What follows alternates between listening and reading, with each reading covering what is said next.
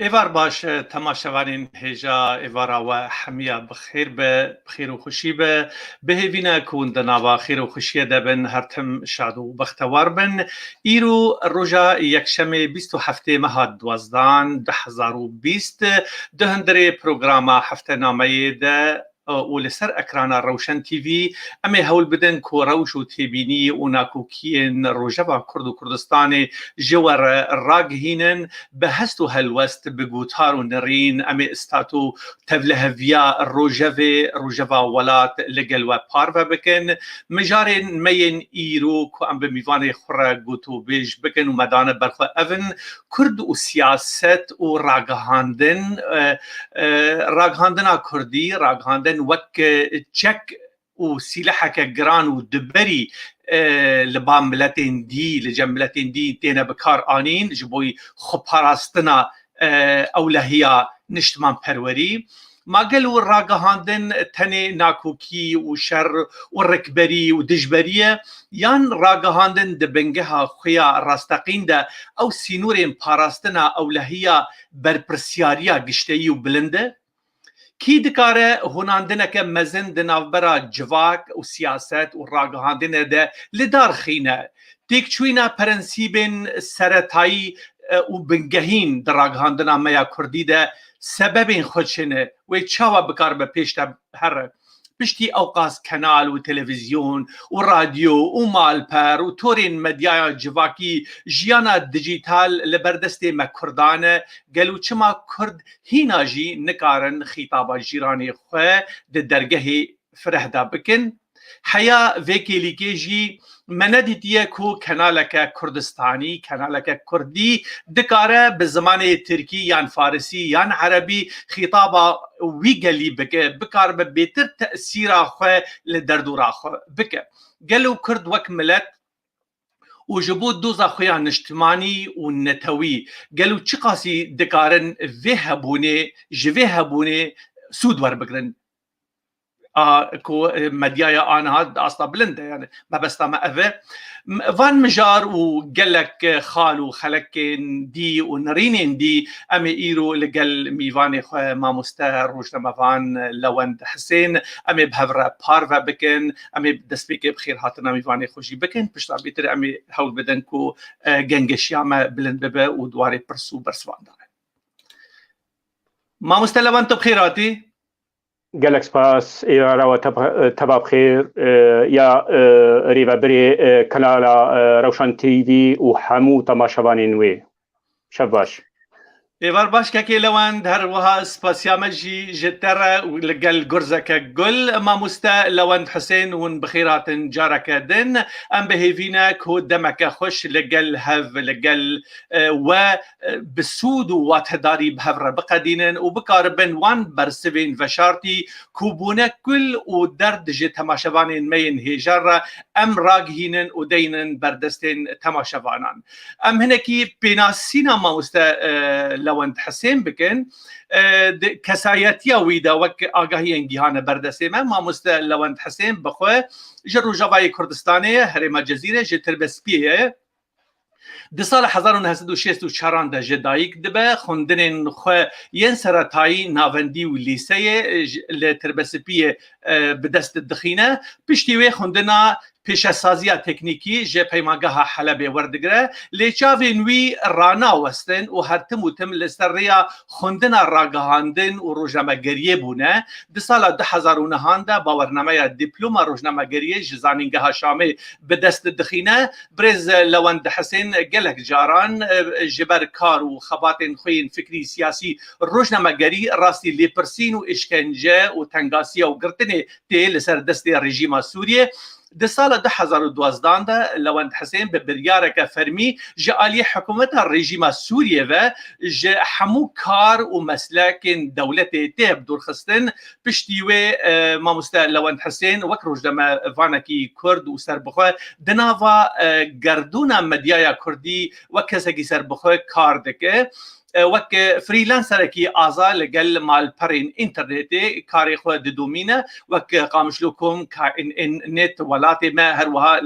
قالك مال برين دي جي دي سال 2012 لقل هجماره كجروجنا مبانين كرد تورا روجنا ماجرين كرد لروجاوي كردستاني لدار دخينن ودجارانجي لوند حسين لبيهف وك سروكي ويري خستني تيتا هل بجارتن د روجا ايرو دجي وك روشن بيركي وك روجنا فانكي سربخو اركين خوي تشاندي روجنا ماجري د دومينا وافبويا 7 سالين ويجي لولاتي المانيا وك رافندا كرد للدرفة دجي ما مستتب خيراتي قر خلاكن وصا بشارتي هبن تذكر قوتنا كي تشتكي در حقا في دبيجي وسلافك جبري تماشا بانا فرمو سرچاوا گلک سپاس لسردی کورتجیانا من کو تراغاند براستی از زیدی ویناکم جبو ام دما برنامه نبن ام بخازن جبو خلق يعني بشارتي يانجي نديار ام تماشاواني روشن تي في را ديار بكن وك اركيما يعني وك روزنامه وانجي يان الاوين راغاندني بله ما مستلوند وقت تجي روزنامه فانكي كرد جبوي ام بزانر بين تجي بيت زانر باش جبو برسو لي برسيني وبرسيفي وتيمبو اخافتني السديسه تجي مساله باش دزانه جبو ام وقتي بهتر وقتي بدزن يعني بكاربن بهتر تيك هاف الناف هناف وفكر الرماني انت دد سبيك دكك لوند حسين سرساغيه ام جگلی کرد را دخوازن سری من سریتا سری محمیا بناوی روشن تیوی بناوی من بناوی لوند حسین ام سرساغیا مالو مالباتا هنرمند گران بها قدر گران محمد علی شاکر ام دخوازن سری محمیا ساغبه سری گلی کرد ساغبه سری کرد و کردستانی ساغبه از گوتنی بدم که لوند اوجی گوتنی که در حقا نمره می هنرمند محمد علی شاکر محمد علي شاكر دا بيجي وهذه السورة ويجي آن هذه وتذكره ما مستد تعليق بك يعني تعقيب بك يعني قلتنا كي در حقا السورة ويدا جبرك براستي سورة كي جلكي بالكيش بو يعني نبدل ما بو جلكي خراب هاتا إيماجا وي هاتا سر عندنا تورا مديا جواكي وك مديت براستي ببر برسياري نزيكي جسدي وي بو تذكره بنري كرم بك أخافتن جتره بله وك تا قوتي دلوانيا خودي لسر جاني ماموستا محمد علي شاكر بي براستي قابا من كورتجاناوي خوان جارا قو بالا مكشان قوتنا يكما یکمین کو 4000 کیوینا یک جه کچا ناوی کچی جی شیرین بو براستی من خواست از پرس بکم اف شیرین نه او شیرینا گوت کنگری می دامزراندنی یکی تی روزنامه وانی کردین سوری ایرو ناوی تورای روزنامه وانی کرد سوریا پشتی و پرسینه براستی در کد گوشیرین اندامک جا اندامه دامزری نره یکی تی روزنامه وانی کرد سوری کنگری دامز نینر آماده بو لی مخابن من گلک هول داگو از قاربم دنگی خو بگهنم از عزاوی بکم مخابن من نکاری بو جبر نتلفون جدما گو درکتیا ولات سویدی جهنگی دتی کلیه ما جهاتنا برین من نکاری بو ام تکلیه پیره بکن لسر جاني ماموستا محمد علي شاكر براستي قالك رخن قالك اخافتن لسر هاتا كرن بتايبتي دروجا بشارتني دا اوي ويني براستي نباش بو خوزياغو اوينا بلا نبو بانا جبوريز قرتني يعني جوي قاما بلند يا هنرا كردي بيجي براستي دبهوريا مده هناك تعدى للنفسية مالباتا ويبو هر كسي هاتكرن لي أورخنا هاتكرن ج بارتيارا ج ريفابريا خسرت باوريا مدا يبر برس دبر يكي وهذا هنرمندك مظن بهتر أو دهن يعني ين سازوانا ين روشنبينا جرك او اوانا كي يعني بذيك رابوانا وكاريبانا يعني لوان جان يعني تذكرين بيجن كو يعني عتابك هي يعني قليك هي دل خمجينيك هي لسر استا قال شرعاك كردي لسر وان سازي وريخستين الروشنبيري هنري سياسي حزبي بله ام بخو يعني نا از بخود بينم يعني خو وكس يعني يانجي كي وكرنا تورفانين روجنامافانين كرد امجي خود بينن بر برسيار خابن منبهيستيه يعني كسي تكليب مر نكريا مره وشاوي ندزاني براستي جرك اركايه كمين يا يكيتيا سازواني كرد بو يعني جرك اوانا تكليب بحمود ازجهن سفير كربانا جبو روشاوي براستي بهتر دزگهن روزنامه‌وانی روشنبیری گرکی کیتیا سازوانین کرد یعنی یکیتیا سازوانین کردستانی نزانم چند یکیتین وان هانا از بین نزانم يعني او بله كك لوند يعني اركا في ملتي قشيه لوقت شو ما قلت عتابك هي دواري شاندي والروشنبيري دجي ودواري سياسي وحزبي دجي تجار ان لا يقبو كوبجنو بالك وصا يكي قدر قران يعني هنرمندك جيانا خد ترخاني في ملتي كريه بوين رنجي بتش غوري يعني او مرناوي تريتش بيرا مرو رحمتي جميل هوري رحمتي تيني بيرا انسانان دمهات بشارتن چند كردي مين نجتمع پرور لبرسري ويبون باوي صلاح وصابو عيشة شانا قدر قران وصابو تحسين طه وصابو للدرفة ولناف الرافندا كرد لغربتي والولاتي غربتي أوروبا يمر يعني أف حالي الروشنبير وحالي هنرمند وحالي ما بس تاتا چما قالوا اف دزگاه روشنبیری لی خودی بدر نکتن لی پشتی مرناوی مدید بقلو بسیسنو بچیچکا و ببرنگان و بله اف خطاب كك لوان اف نشانه چیه قالوا پشتی انسان دمره وسا ام بهفدو شیرین دبن نتیجه چیه پسیکولوژیا ملت مدوی وارده چه دخوازه بده نشانه براستی وك از تدقهم يعني دلالتها وي بخوكو او كسي دوان دزگاه دا نبروفيشنالين يعني او اركي خو ناسنا كن چجواتي خوستن بو چه يعني ادزگاه ها چي کرنا گرك او دزگاه باركي خو رابه يعني نتني ناف بي دبهوريا مدنها هجر ام بقرن دزگهن السيفيل ريكستني السيفيل يجو هاي الولات يعني الدربي ولات بالتفاعي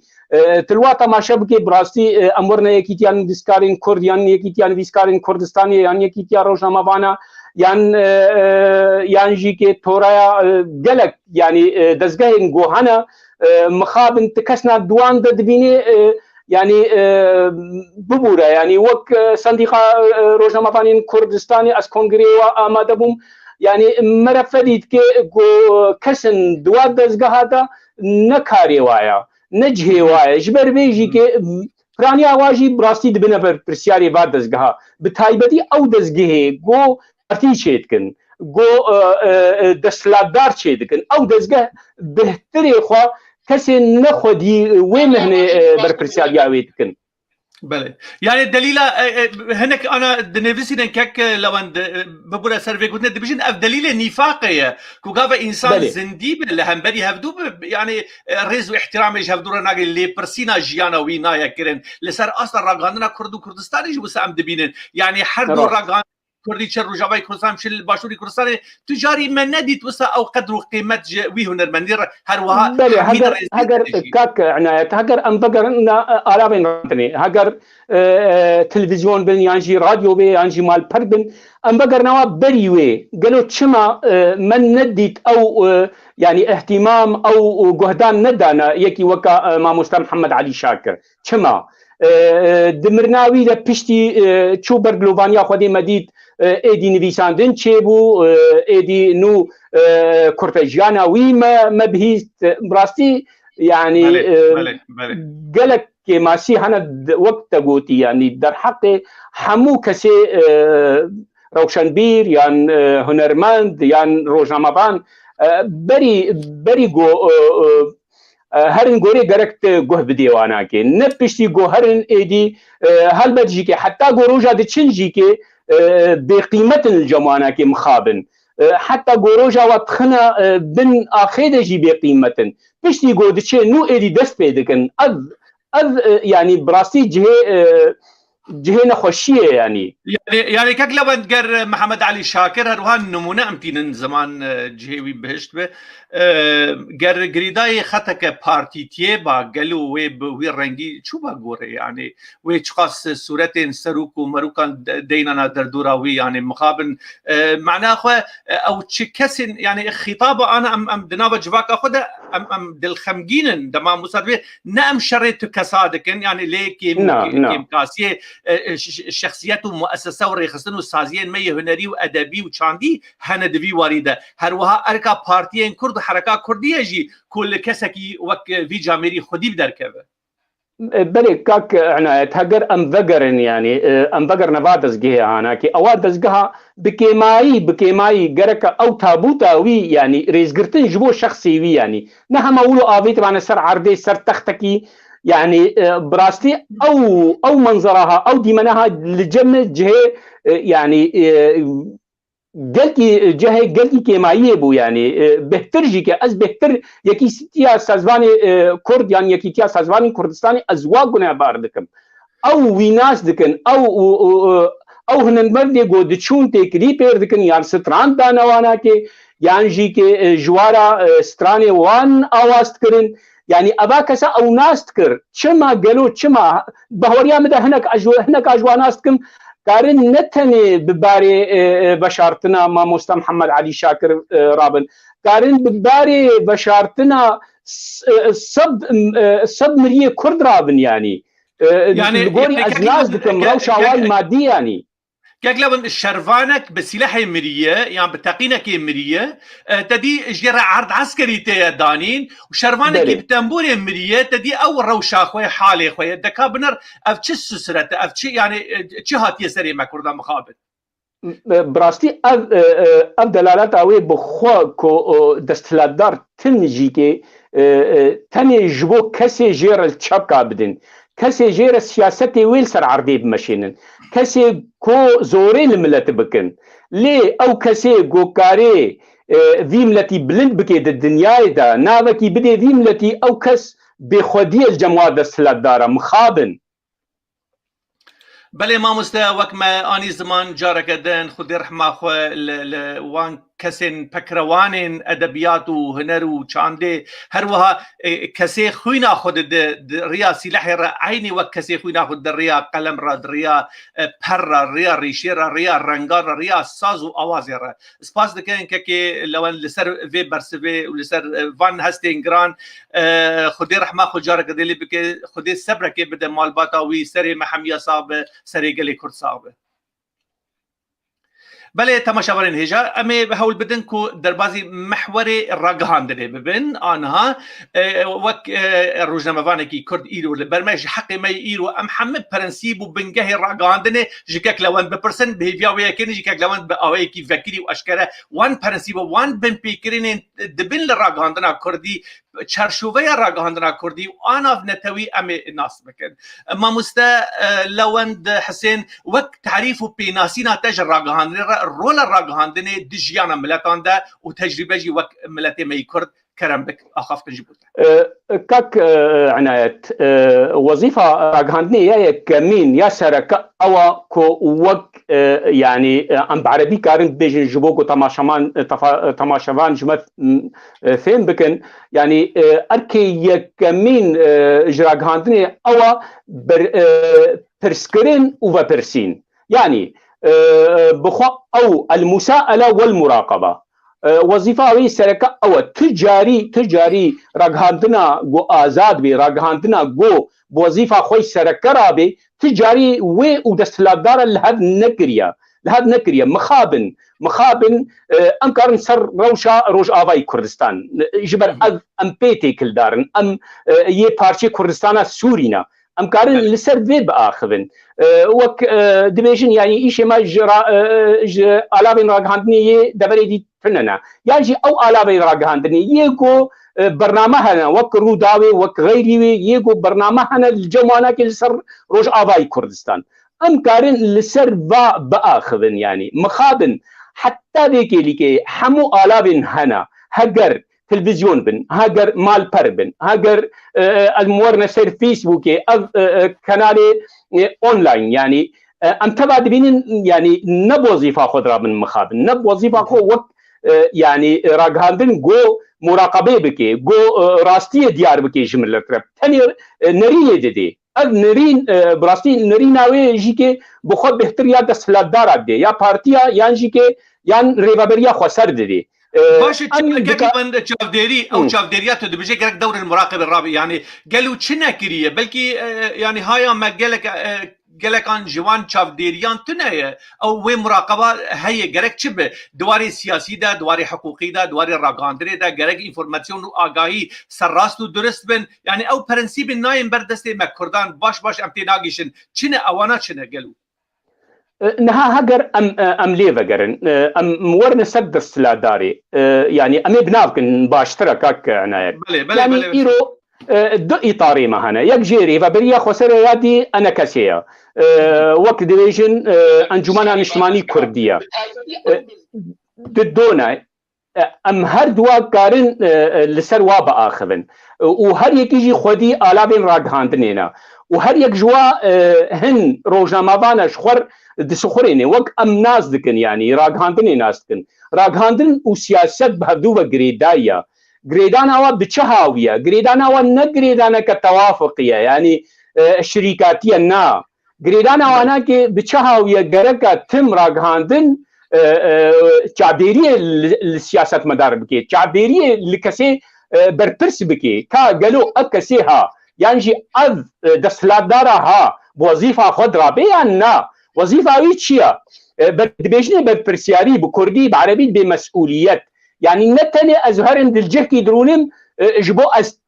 تيدا برابدزم يعني استعديل ملت بكم نا بربرسياريتي اوكو از تشتيج جفي ملتي تيخوستن ازجير بيك بينم جبر من راشتيا باركي وقت بكردي ام دبيجن فلانكسيها راشتيا باري في ملتي قالوا ترى راشتيا باري في ملتي كاتا تشقاسي باري في ملتي بيك انيا ليفر اركا و عربی راغاندنیا باروش نمابانه گو و در پرسیارا و دستلدارا دیار بکن گلو کا باری گو آویت نسل مریخوا سوزی گو بلت د برنامه خودانینا وقت پارتیا د کنگره خودانینا گوتنا امی وی بکن جوین لطیرا براستین مخابن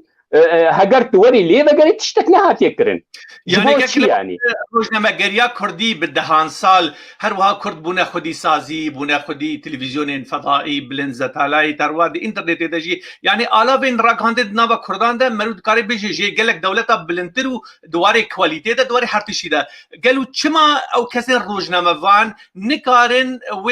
آستا کو انا تتی ده خطابه خوده که بجی علاوه چاودیریه و ببن مراقب ده چما ناکن اوه چما افتیار بسر ناکبه چما نکارن راستیش گلی خور بیجن بله امی ورنه تجربه و روداوی دسپیک آوی ده مجی وقت تورای روزنامه‌وانین کردین سوری ما ادتن پیکرین همو بداخویانی ب يعني براپورتين سالانه مدي كومت كرن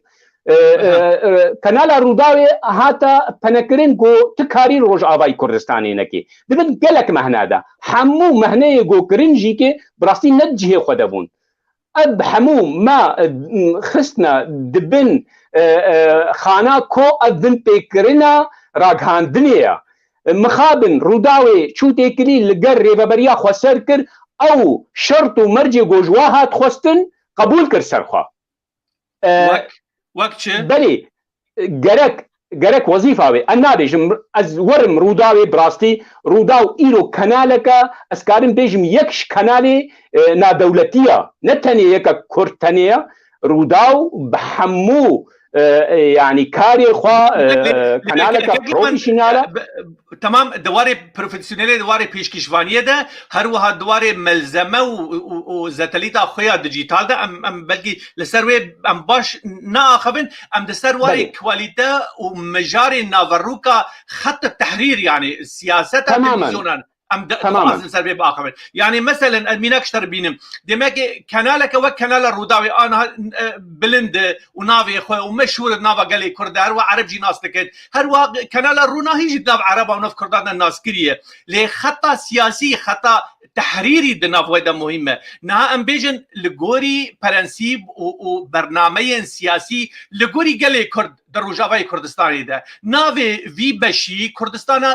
غريداي دبن دستي سوريا ده يعني روجاوي كردستاني جبلي في نافي تنافي ديلي نابن جبركو حمير روشنبير نفيسكار دنگ بيج سازبند جن كال بير ريقستان هر کسی می کرد جوی في پرچی را گودی روجاوي كردستاني لی دما ام بیجن ایرو راگهاندنه کتی نافن جلب نافن جواز نافن غريب نافن نديار نافن يعني چه بيشم دوري حقيقة والراستية افايا باكوري سوريا وافايا باشوري فراتي روجلاتي فراتي واف باكوري حلبي واف شمالي منبجي وافايا كانتون وافايا مانتون يعني رولا روداوي ان هم اخوين ام دخازن سراستيا قوتنا بيجن روداوي رولك خو گلكي مزن هبو د چسپاندنا وان مفاهيمان داد وان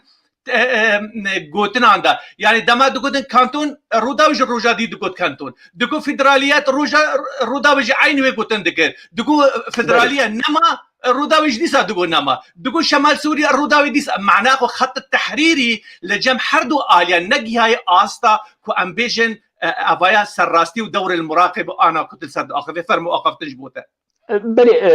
كاك عنايت بخو ازناك بر سياسه اخاتنا سياسه اوان كنالا دا غرك روداو ن كنالك يعني يا ريفابريا خسرا روناهي يا ريفابريا خسرا او امكارين ببيجن وك يعني اندامي بيديه روناهي اسكار مولوش روناهي ربيجم ازنا بيجم كنالك راغهاندني تيكلي براغهاندني نينا بتني داخوياني سياسات تشتي بيدي ديار دكي لي روداو كنالك وكنالك سربخا سياستي وي غرك لغوري اخلاقيات لغوري حقيقه ملتي كردها بي لغوري جغرافيا كردستاني بي او گوتن و تشتی گو اف پارتی یان اف ریبابر دبیجه گرک او نبیجه تشتکل جمعوی هبی کردستان هاتیه چار پارچه دبن دستلاداریا چار رژیم ده چار دولت ده اب ملت تعدلی دبی تاریخاوی تی ونداکرین تی تشویه کرین گرک وک وظیفه ما یا علاوه کراگهاندنک کردی یان کردستانی گرک از با مفاهیمه دناب ملتی خدا از نو یاگو احزاب بیجن از نوی بیجن از یا بیجم یا راست یا تاریخا وی ملتی یا حقیقتا وی ملتی وقتا گو اجی وکوا وندادکم لبر حتی تکریام بکردایتی امر نامینه يعني جدر مسألة راجهاندني وأخلاقياتي راجهاندني مسألة موضوعيتي شو بوليتسر دبيجي بوليتسر أو كسي جونها يعني خلاطة راجهاندني بنادي وي روجنامافان تين خلاط كرين دبيجي تجاري خونك بردرتي بارتيا خوبك بردرتي ملتي قوتتي يعني ملتي خوا وك روجنامافان جرك از أركامني سركة أو بي از بروانی دبر خواستکی ملت ده بکم نه از ببما بردرکی دستلادارا یعنی پارتیا بخوا اوه شاشیتیا گو علاوه راگهاندنی یه روش آوای کردستان یعنی جی که یکو لسر روش آوای کردستان وک یعنی جهدانه ده یعنی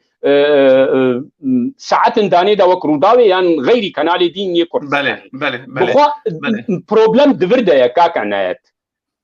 يعني كاك لو از بيناك كده بين يعني ايرو امبيجن عفرين دبن دستي داغر كريا تركيا دايه ايرو تركوري نافلي بكي انا دولا روج افا مثال ميناك افايا انا دوليا روج افا الزرع عفريني ما قالوا راكندنا ما يا كردي وين نافي عفريني بكي انا دول وين نافي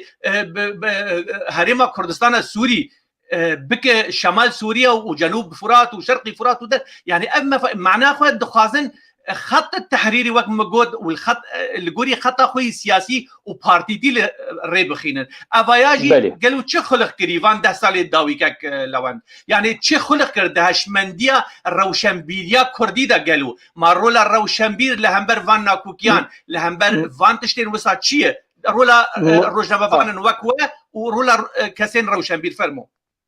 كاك عناية براستي أزقلك جارا سر فضائيات يعني كنالين ريكابرية عرب أزدرت كفم وك حلب اليوم وك أورينت يعني قلق جارا التجاري نابجم باكوري سوري يعني روجهلاتي فراتي يعني روج آباي فراتي أدبيجم كردستان السوري از تم بگوتنی دبیجم از بیجم باجاری عفرین باجاری کی کردستانیا هاتیه داگیر کرن جالی میلیشیاتنی وقت بیچ چته ترکا التجاري من نقوتيا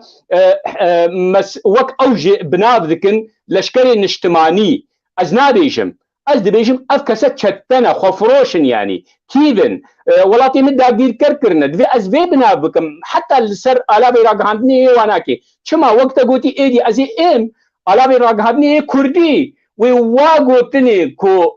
اوج متخوازن از قلق جارات بيجم از قلق جارات بيجم از بيجم سياستي بشارع كردي قبول كرم بدل بله از دبيجم سياستي كو ريبابريا خسر تي مشاندن تركيجي وائتلاف اوجي كي سياستي دمشيني يكا دالي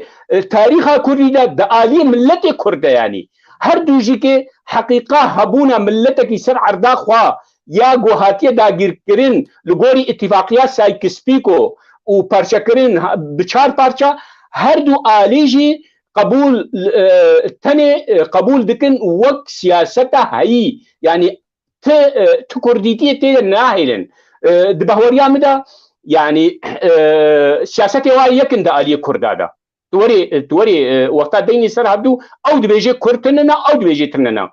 يعني دبي ازنا كردم دهو ازو يكج يعني اشتر بيجم محررين اورينت ام كتنا كركا هدا لسر مجير شانديا يعني مناميك جير شانديا مقوتيا الدليل الجموة وين وكنالا اورينت وين تحريض دكن ملتي عرب لسر كردا وين بيجن الميليشيات الكردية قوات سوريا الديمقراطية نابيجي از كردم نابي قوات سوريا الديمقراطية بيجي ميليشيات قصد عشان مش تنينا بس تبيجي ميليشيات الكردية تدجايتيا كردادكي مقود نهات شيء دبي الجوات شتى ائتلاف يجو عفرين داقير كركر نسريت كانية اسكارين جوار بيجم شتين عرب يعني كاك لوند يعني جبوي سراس كرنا فان تعريف وفان ترمان فان قوتن وفان مفاهيمان قالوا ما نروجنا ما قال روجنا ما فان والروشنبير بربرسيار دبي مسألة ده بلي افكاري ستا هام بالسلام دريش كري حياة فيكي لكي چما قالوا الروشنبير المال بربي يكي نساكرينه حمول ناكوكي خوي كسانه وشخصي قريانه حبو جخورة مؤسسة وريخستن وسازي شكرنه دواري خو هلبست وقوتار والرنگ دنگی خدا مانه چما لسر آسن وسا کو گریدای هناوا في ملتنا آخفن فرمو بله كاكعنات نفيسكار روشنبير روجنا مفان وظيفة واي شركة تشتي ملت يعني بردفكي ملت بن قرك او نونري ملت بن لدنياي تافي هجر او كثير روشنبير يجو إلو دزگاه چيت كي يانجي كي نويساندن كي نويساندن خود بيني باكوري سوري يان روجهلاتي فراتي يان روج آباي فراتي او كز بخوا يعني خوش كرديتيا خود شوي مخابن تيبك چه كسبي از بخوبم وقتا از كردستان سوريا بيجم باكوري سوري از بيجم از نكردم از بيجم كردستان سوري كنيا اب حقيقتا چما ازيبي بيجم وقتا اثر كنالا درت اثر كنالا اسكسترا يا مصري دركتن من جو كردستان سوريا على كردستان البش مود جو او تشيل بشتا راكا مجو هبايدين بسكنينا امام ناي اب على من على كردستانيه متجو كردستان مشري ريجيم تكر بشتي ما خلاص كر هبايدين يا اكسترا جمرد بيجي واتش تشري ريجيم سوري كي وجبرت بيجي كردستان جبا كوري سوريا ولو جمرد بيجي هلوسته که بینم بیراته برزبای دمر د پارلمان ترکیه ده دماجی بله. جهات برسین گو کردستان ده کده گو کردستان بله. لوی داره د دل ده کردستان د دل مده بله. او هلوست جروشن بیره اموی دخوازن کو سر راست کرنا وان ترمان وان مفاهیمان جمره گلکی بله. مهم اعاده بناء جگوتنا راگهاندن رما لو ماجی تنگاسین ایرو ام راگهاندن د بینن مقابن دامار نوی دگینن ناوا جواکا گرانجی كاكلوند يعني ام بين زمانجي تاثير الراغهاندني ناتشما راغهاندنا مدواري كفتلفتيه دايه دمك نكاري بيشنجيا في مساله بكن روشنبيرين ما كسين في مساله بريفا دبن ام الاليه دبن رن كوتشقاس مديايا دنياي هون عندنا كباش بلند نابرا وي وجواكا خدا هي ام بيجن شورشن كل ولاتين عربا هاتنا پیدا كرن بتايبتي لتونسي ولمصري ولليبيا مديد كوتشاوا تشقاس روشنبيرين وان كسين دهندري مديايا وان دا كار دكر قال خرد دكارين ميدانك مزن وهون عندنا كباش جراغاندنا نشتمان پروری را چه بکن جبو ولات خو ج آلاف دیکتاتوری خلاص بکن و بگینن راگهاندن کسر راست رولا راگهاندن ده پیشکتنا ملتان داشته دخواستم فرمون بله رولا راگهاندن یا سرکه ده بهوریا مدن نه یا پارتی نه یا سیاست مدارا یا روزنامه بانا او یا سرکه گرکا کاربن تشتی هایی هگر ام وگرن مسئله يعني جغرافي يعني جي ديروكي قالك استند على في راغهاندني برنامج تايبت شي بكم اب ملت تاريخها في ملتي جغرافيا في ولاتي شب سري في هاتيا اصبح حموات ديار بكم وازفات اشتهاناكي باثباتات واقعيه وقت مثلا امتين امورنا راغهاندنا عربي بري دروجه من السر عربيه خوان رابورتك السر جوهرتني ديموغرافي لسوريا هاتي السر جوهرت رابوري تبدا متقوي اسر عفريني باخذي مخابن وقدر دستفيكي دا قوتي تقوت انه ترى عندنا ككردي نينا جو بزماني فاملتي دي باخذي ودنجيما بكيني واناكي رابورتي تبدا جوهرتني ديموغرافيه جو تشيبونا بهتري خوا لغوري كوميتي ناف دولتي ين مافناس يانجي كي ين سيفيل تبا ديار كريا وبدي كومنت قول عفريني جوهرتني ديموغرافي تشيبونا السريكاني الجريس بي تشيبونا دوي رابورتي تبدا تشتكل سر هريما نبو ثاني سر هريما غوطابو السر هريما رقا وديريبو وحمصيبو والله جوهرتنا ديموغرافي تشلو تشيبويا شيعة يعني ايراني انينا يعني لا ينقري حزب الله انينا لهريمن سنة دانينا رابورت ولو هاتبو ابجه مخابنيه كما ام وك روزنامه‌وان يعني روشنبيرين كرد وزماني عربي الجمع زماني امكارن بيجن بهتر نويساندني ما بزماني عربي بهتر جي كردينا كما ام نكارن دنجي خو ببينا حتى كنالي وا جبور شو وادبي بعد كومنت الجمع هنا با سازي ما هنا مثلا وقت او كوميتا يا ما في مروب يا عفرين يعني حمود اشتي بدي كومنت بناف بديروك حمود تشتي بناف دكي الجنتا هي يعني وك كسكي روزنامه‌وان اتشتي هالجنتا هنا ما دل جنتا هنا جانير هرن كاري خرابونا تشما ناكي تشما نارا جيوا والجم خد درناخي مثلا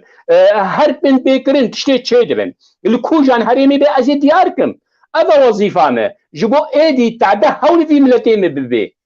كما وقتا جو ازورم از يعني تيدجي نا راغهانا من بربيج دجي از ناب مدنجي ملت ايدي ملتي مجي هول مقدار دكي ايدي ملتي دنياجي كي حوج مباور دكن يعني ازورم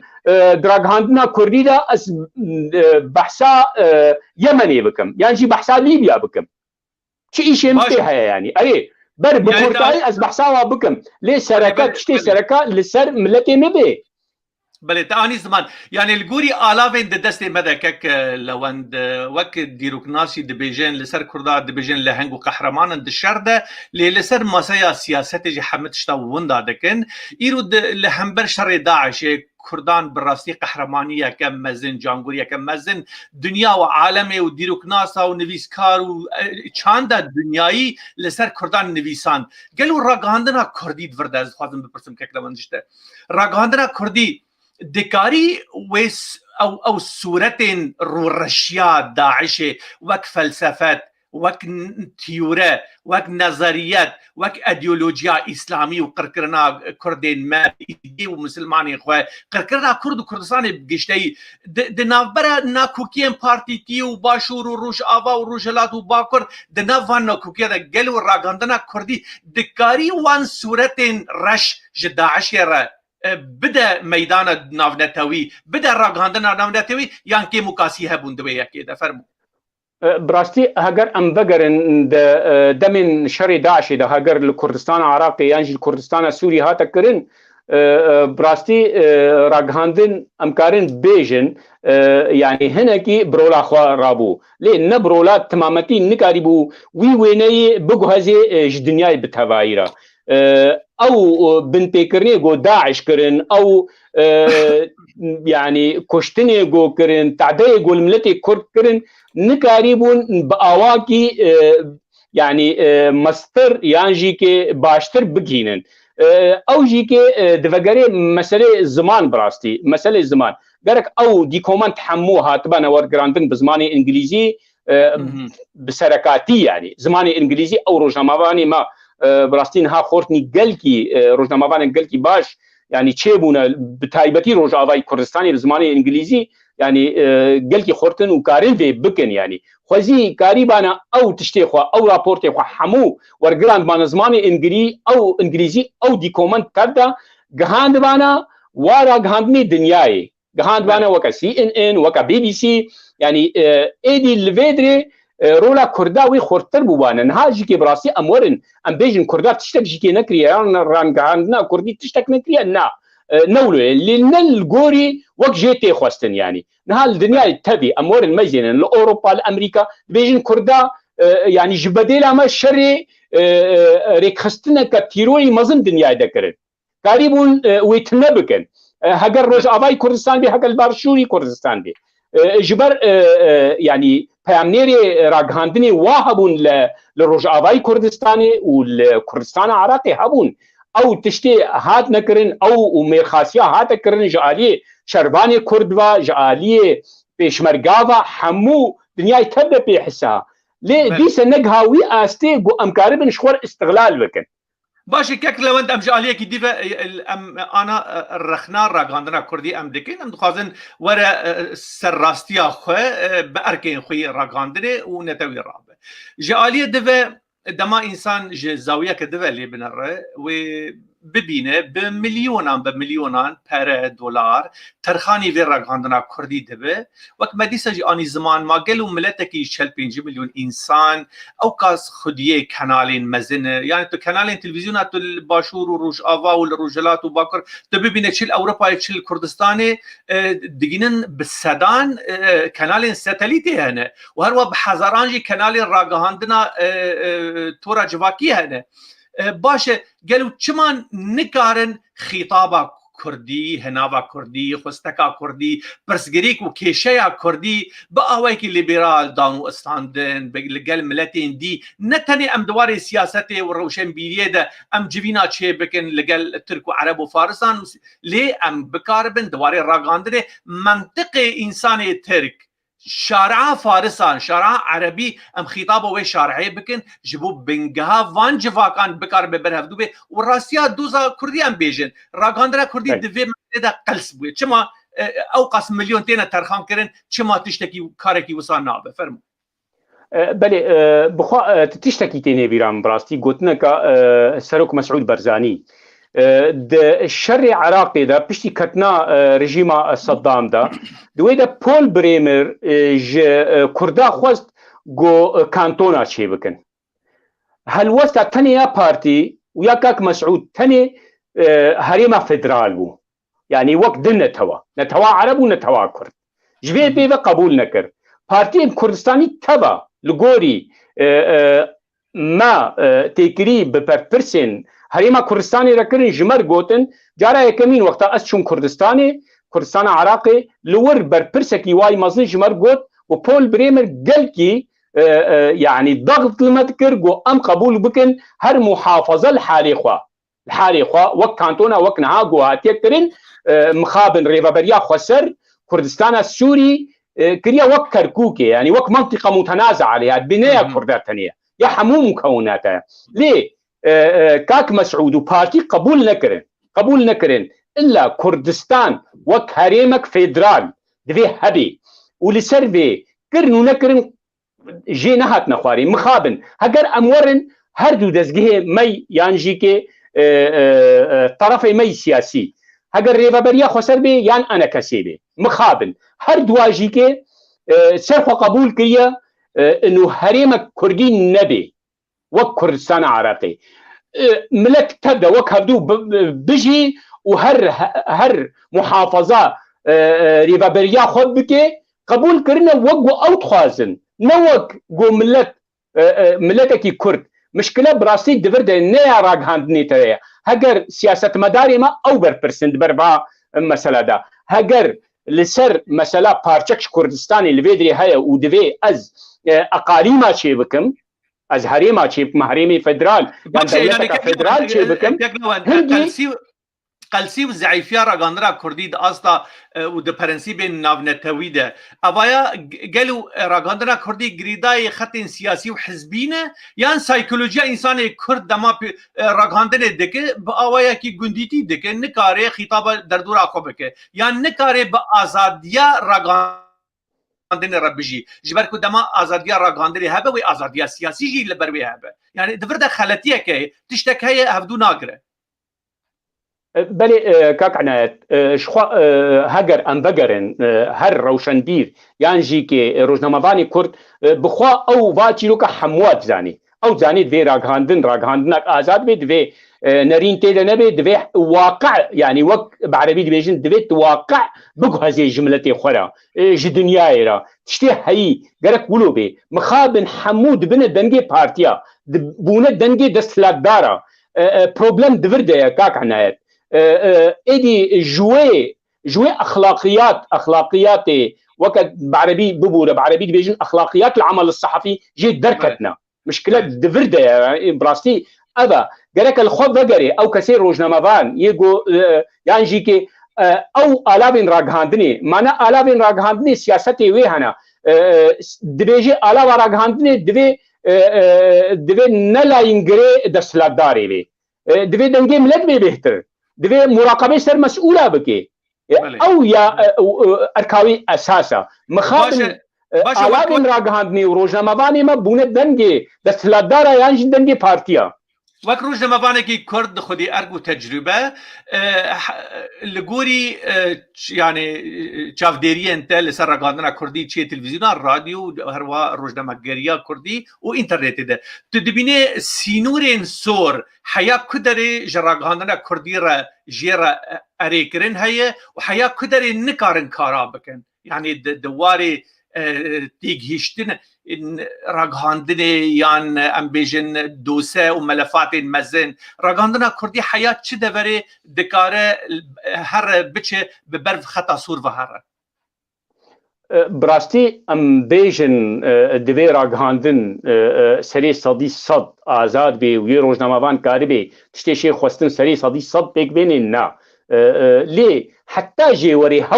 هول بده کو بوظیفه خرابی حتى جيوري نتني وك بعربي بيجن خضوعي ج و يعني وقيودي جو سرتين تين فرسكرن يعني والسر خو قبول كي غير قبول نكي هر كاربي شخورا دريكي وكي هر تدريكي وكي تخزمتي ملتي خدكي يعني ام ورن بيجن بن بيكرنك شيبويا وكنها في كچك ستيرا وقتها هاكي رواندن از کاربم از روزنامه‌وانم دروناهیدا از حتی نکاربم نابی بیشم از روزنامه‌وانکم از برپرسکی يعني هذه سوريا ديمقراط وز هفبديني بير بكم از بيجم قالوا راستا كاسي كيني حجد صالي للجموع حنا يانينن از بيبرسي جيبكم واز كاربم يعني هيدي از ريفكم هاجر از ريفا بكم ازي هندي ازي اركا خرابم يعني ام نابجن تشتنا تعجيزيش كسي ناخوازن براستي يعني ام تعجيزي ناخوازن لي ام دخوازن هولدان هبن قوتي يعني راقهاندنا كآزاد كاربي تشيبك يعني برورات الوردة هذه يعني ام زانن شر تدبي دباري ناني تدا شر تدبي حر دبريدا ام زانن قوتنا كي تبيجي ون الاوروبانا ون بهتر كارن باخذن اوكي مشكلة نينا بس هول بدا حتى اشتوري يعني كلوند از دو صورة دو اجترى بينم دي إيماجا بينم جبو ام بيش يعني وك نمونة از بينم تاني زمان تقو شرفنامة كاري روجنامة قرية يعني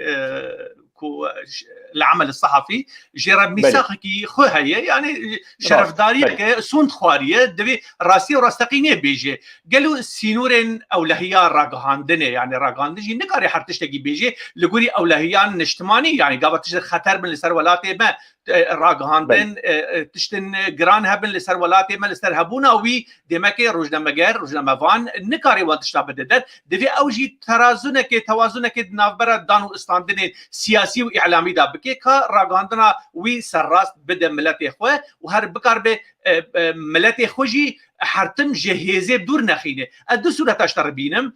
بشتي داگر كرنا حشدا شعبي كركوك يرا مدید لوی داره راگاندنا باشوری کردستانه صورتکی پیشمرگه‌یکی چاو بهستر دگری آنی بر و شاشین تلویزیونه بر اکرانین تلویزیونا 5 میلیون انسان کرد دوی دقیقه همی گریابوی پیشمرگی را هستر بچاوی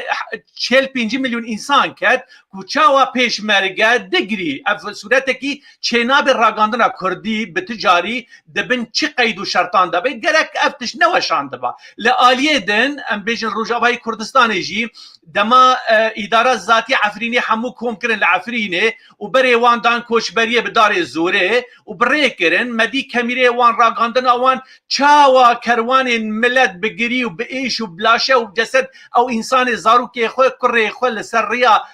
چیای عفرینه كون داكري جيانا خوش دزدا او صورت او دراما هاني هي دو ايماجا اشترتينم جبو ام بكار منكو او روجنامه گرين روجنامه وان تلفزيونا وان صورتان ددم پیش جبو بزانبن كو او صورت دديرو كان مجي انسان كرده ويب هزار سالان هر اوایت تشتي غلطه تشتكي كارثه كمزن دهشمنديا تيجيشتنا انسان كرده دمك انسان بكي ماسيه دحسه اوایت تشوا هر دو نقطه تذكر السروي وك كاري روجنامه گريه وحياه شدفره جير مسموحه كو كاري وصا بين در فرمو بري كاك وقتا ام كاربن مورالي ملتي خوا ام بشكين براسي امي وابكن ابجي نا وظيفه روجنامه فانيان علافين راغاندنيا گرک بوی هاوی نوی کرن لی دیمانی گویک تی کشتن اشتعده دراوی گوت بگهنی آلاوین راگهاندنی دنیای گلک باشه انو اب ملت دعزبه تی کشتن تعدلی دبی مشكله دوردنيه اللي مشكله دورده وقتها بيشمرقه مساله وقتها خيانتها كركوكي تشيبو او بيشمرقه دغري كيكر او خيانه بربرساكر بربرسا براسي او صوره يعني تعداوي قلتي هيا يعني مورالي ملت حموي دشكيني بهوريه ايدي نماتيني نب بيشمرقاتيني نب بارتياتيني نب سلاكداراتيني ايدي دشي هاو ايدي دبيجي از كردم جيكي براستي بلي يعني جانب اخوي اخلاقي دا دبي روجنامه غير هايا ويش فان مساله هبه بلي تماما بلي او قلتي بيوستا اسكاربم مثلا از بروانيه دكم دبر ولاتي خدي بيشمرقه بي يبكبي تششرفان بي وقتا دكي بميراني اسكاربم في صورتي بنقلينم كرمكا ملتي كرد ابا از وقت بيجي تجيش بكم ملتي خوا لدجي دجمني خوا نا از اشكستني خوا از ملتي خوا ويبشكينم واز وي مورالي بروانيه تيدا بكوشم براستي اذكرن يعني اب نباشو يعني او هردو وينه جوهاتن كرن براستي يعني تاثير اخوا سلبي بول سر ملتي كرد غرك اب نكربانا غرك باواكي باشتر كاربانا تعدل متبي ون اريكاريا ناكن ما ريك خستنك هري تيرور دنيا دمشقان منهج جو بقه ولاتي وا ملتي ما تي كشتن تي إبادة كرن لسر دستي حشد الشعبي يجو إيران ودعم دكي ولسر دستي ميليشياتي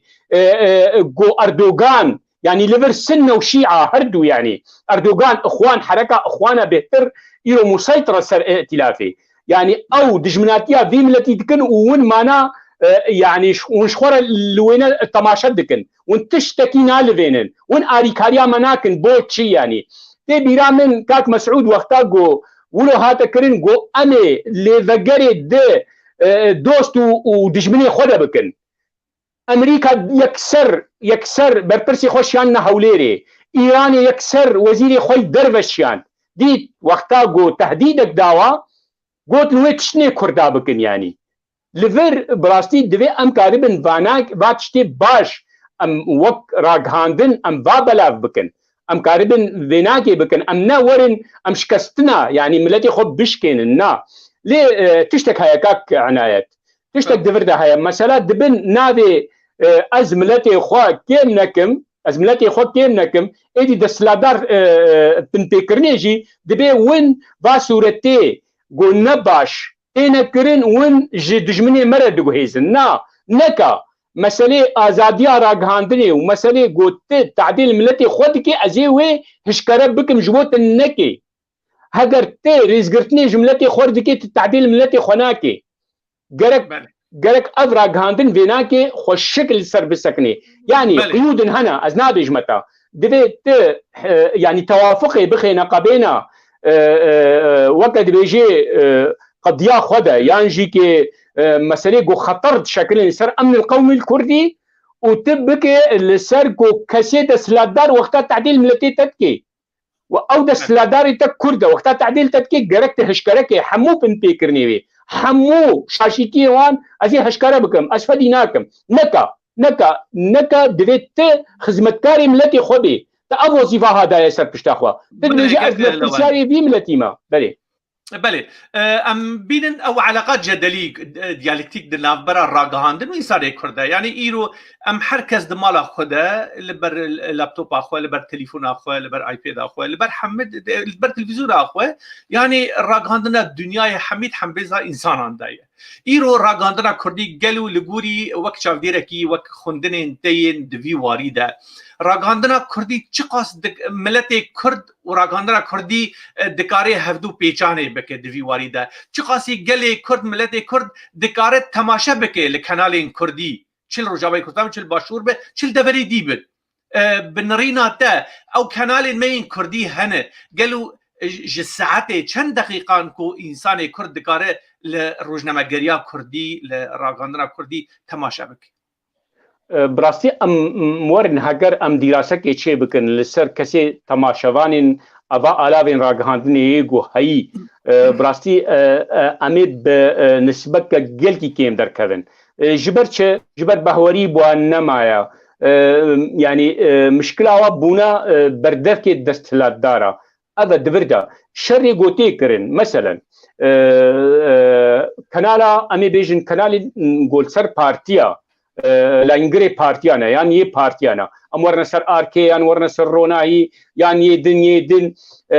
تبدا سياستك بارتيه كي المجيني الديجي بارتيا دي يعني انما دبهوريا مدا خوج اخلاقيات راغهاندني خوجيش تنا معنا بتني اسكارم بيجم يعني دستكي بارتيانا مشكله دبرديا امورن لسر الاوي دين يه راغهاندني الاليه دي هر یکی شرعی علاوه دید که ایدی دست راغهاندنک آزاد نینا و ملت ملی گهداری بکه مجینه کا چد بیل سر واقع اب بهوری جواک شاندنا دوی بهوری ملت خل خو بگرینن دوی ببه دنگ ملت خو يعني اسكاربم وقت نها تشتي تيكرن روج آبای کردستانی کانالا رونا هی به یانجی که روداوی به شخورا سياسته كي دينن شخورا وقت تنها اني زمان مثلا ميثاق الشرف الصحفي مثلا توازن مثلا لاينيه يعني لغوري يعني تشتي انا ابدا اخذ بنريناته قالوا اف نقاش انا ازوتها ام دكن امي بكاربن لسر روداوي يعني لسر روناهي تي في امي بكاربن اف خطابه انا ها ام دكن دوان حردو كنالان دا امي بكن ام كيجان شو وقت امي كاربن بكن بافدورا في نقاش هان دا اولهيا راغاندنا كردي دا ام بكن براستی وقتا گو يعني ام بيجن ت راگهاندن گوتنا راگهاندنی سرخوا قبول بکی هگر تا آلابه يعني تبيجي ازروجنا مافان سرخوا قبول بکی مهواني تا يه وري هندروي اوي آلاواتی راگهاندنی چه آلابه وقتا لگوری خو باخذي هندي اسكارم حق بدمتا انه تحمو برنسيبي راگهاندنی بيكتيني يعني تبهوريه بيتيني هاجر تجمر قبول بكي وكا يعني تبي مهفان سر كنالك يا از بما مهفان از لغوري تشتي از دبينم از بيجم ومن وكا بيجي سينورناكي هنجي تكاري جير بيجي انه افرق هاندنا امورنا راق هاندنا دنياي بخوا يعني تجاري يعني الهافهاتن دناب دستلادارا ولاتی اوروبی تلی مجینی المانیا بریتانیا امریکا بخوا تلوا مجینی راگهاندن و دولت تجاری لهف نکرنا يعني نمونيا دجمانتيا راگهاندن و ترامپ ديار بو مينا بهري مثلا يعني او ناكي او تشتي جوجوا تيخوستن برنامج خدانينا دبيجني تا شاشتي كريت حقي ولاطي مدى تا شاشتي كريت حقي ملتي مدى كارن باخر من راغاندني حتى راغاندن توري مثلا CNN تابعي حكومتها امريكيه CNN تكاريت تيدا للسر كيف اخو شر ترامبي بكي بس اللي يعني جنب كردان مخابن نينا قالت ان في جوابكن يعني ما بس تم مجالك هي انسان دكاري تيدا افجانيه بك دكاري بيتر نافو غوتن ودخواز وهي خو بيجي يعني او مجال هي يعني ما بستاته باش كك لو انجا اليه جديده قوا انسان لرغانه انا لسر اليه قلسي واليه نيجاتيف واليه كو كيم كاسين رغانه كردي ام بفكر ليش اليه دبجي دولتين دردور ترك وفارس وعربان جي تبيكو دبينن رغانه كردي دواري اولهيان اجتماعي ده قلسه دوار راگهاندن ده قلسه پرنسیبتین بکارتینن و پیکتینن دیسا قلسنه لی دولتین دردورا مجد دبینن بقلسبونا ما دوی راگهاندن هانی قلس و بچوک ده دیسا دبینن خطره که مزنه لسر وان ولاتان هول ددن کو بخواه کنالین کردی ترکی چیه بکن کانال عربی کردی چیه بکن کانال فارسی کردی چیه بکن وقت شاو تریتی شش لباکوری کردستان آنها خطابه گلی کرد لوی داری دکی هروا لبغداد گلک کانال هن خطابه ملت کردکن والایران جیو سحر محر و تشتی وصاهای يعني الدولتين دردورا مجد تبي قلسبونا مد راگهاندنه ده هول ددن کو جلا راگهاندنه بنگیمه بکشینن جبو جارك دن ام جوه مسئله جی بمیراث و بیوار و بحرتشت ببینن فرمو بله كاك عناية بخو سياسة مدار يعني كي دولت تدي هر تشتي سركة يقوليت قري لروجنامة باند قري لراغهاندني قري لآلاوة كي راغهاندني قري قوتي ده تشتي خوا بيك بيني بلانا بالجنبات دولتين داقير كرهيا أو بلانها تخوازن بمشين سر ملتي كرد يعني بتشهاوي بي لجمع قوتنا كرد هقر كنالك بتشوشك لسر آزمانا لسر هيديشي بي بكردي باقبي وهر شهر دولت هاول ببن قوي كنالي بقرن دفي تشتكي كردي تنبي الجماعة ولويا دي سياستي دكن دفي اي مجيكي ام خورد بكن براستي لقوري انها تشتي هاي السر عردي براستي جهي سر بلنداية آلابن قلق هنا روجناموان كرد يعني براستي كتنا كنالي دنيا يبلنده يعني كفايه كيكي براستي امكانيات جمع قلتي خورتبونا وقلب خورت شيبونا وكت شيبونا يعني توري كنال جزيره هواري مي روجنامواني كورتي ده هنا لجم عربيه هنا لجم دوتشفيليه هنا يعني لجم قلب كنالي دنياي هنا لجم حره هنا يعني فويس اوف امريكا صوت امريكا هنا بلي دنجي امريكا بلي حتى بشي كرديتي ده هيا يعني مكاري براستي مكاري ام دنجي خو بجهين يعني تشتكي قلق باشي بويا ابجيكي براسي ام نقو وصفي خدن وك كردي روج آوائي كردستاني لي براسي امورن حتى كنالي باشوري كردستان بهتري خوا كردي روج آوانا روج ناموان ابجيكي براسي جهي سر بلنداي ما رولا ما وك كردي روج آوا روج نامواني كردي روج آوا رولا ما دبلنكرنا راگهاندنا كردي دا gelek mezina باش لەوەن فەرموو باخف divê birastî divê em karibin berdewam bikin û bilindtir jî kê bilindtir jî û baştir jî wek me destpêkê de gojî ez ser vê gotinê ez tekîd dikim mesela divê tê berdevkê milletê xwe bê ne berdevkê partiya bê weke polîtser dibêjê ew alimê Emerîkî yê rojnamegeriyê yê goxelata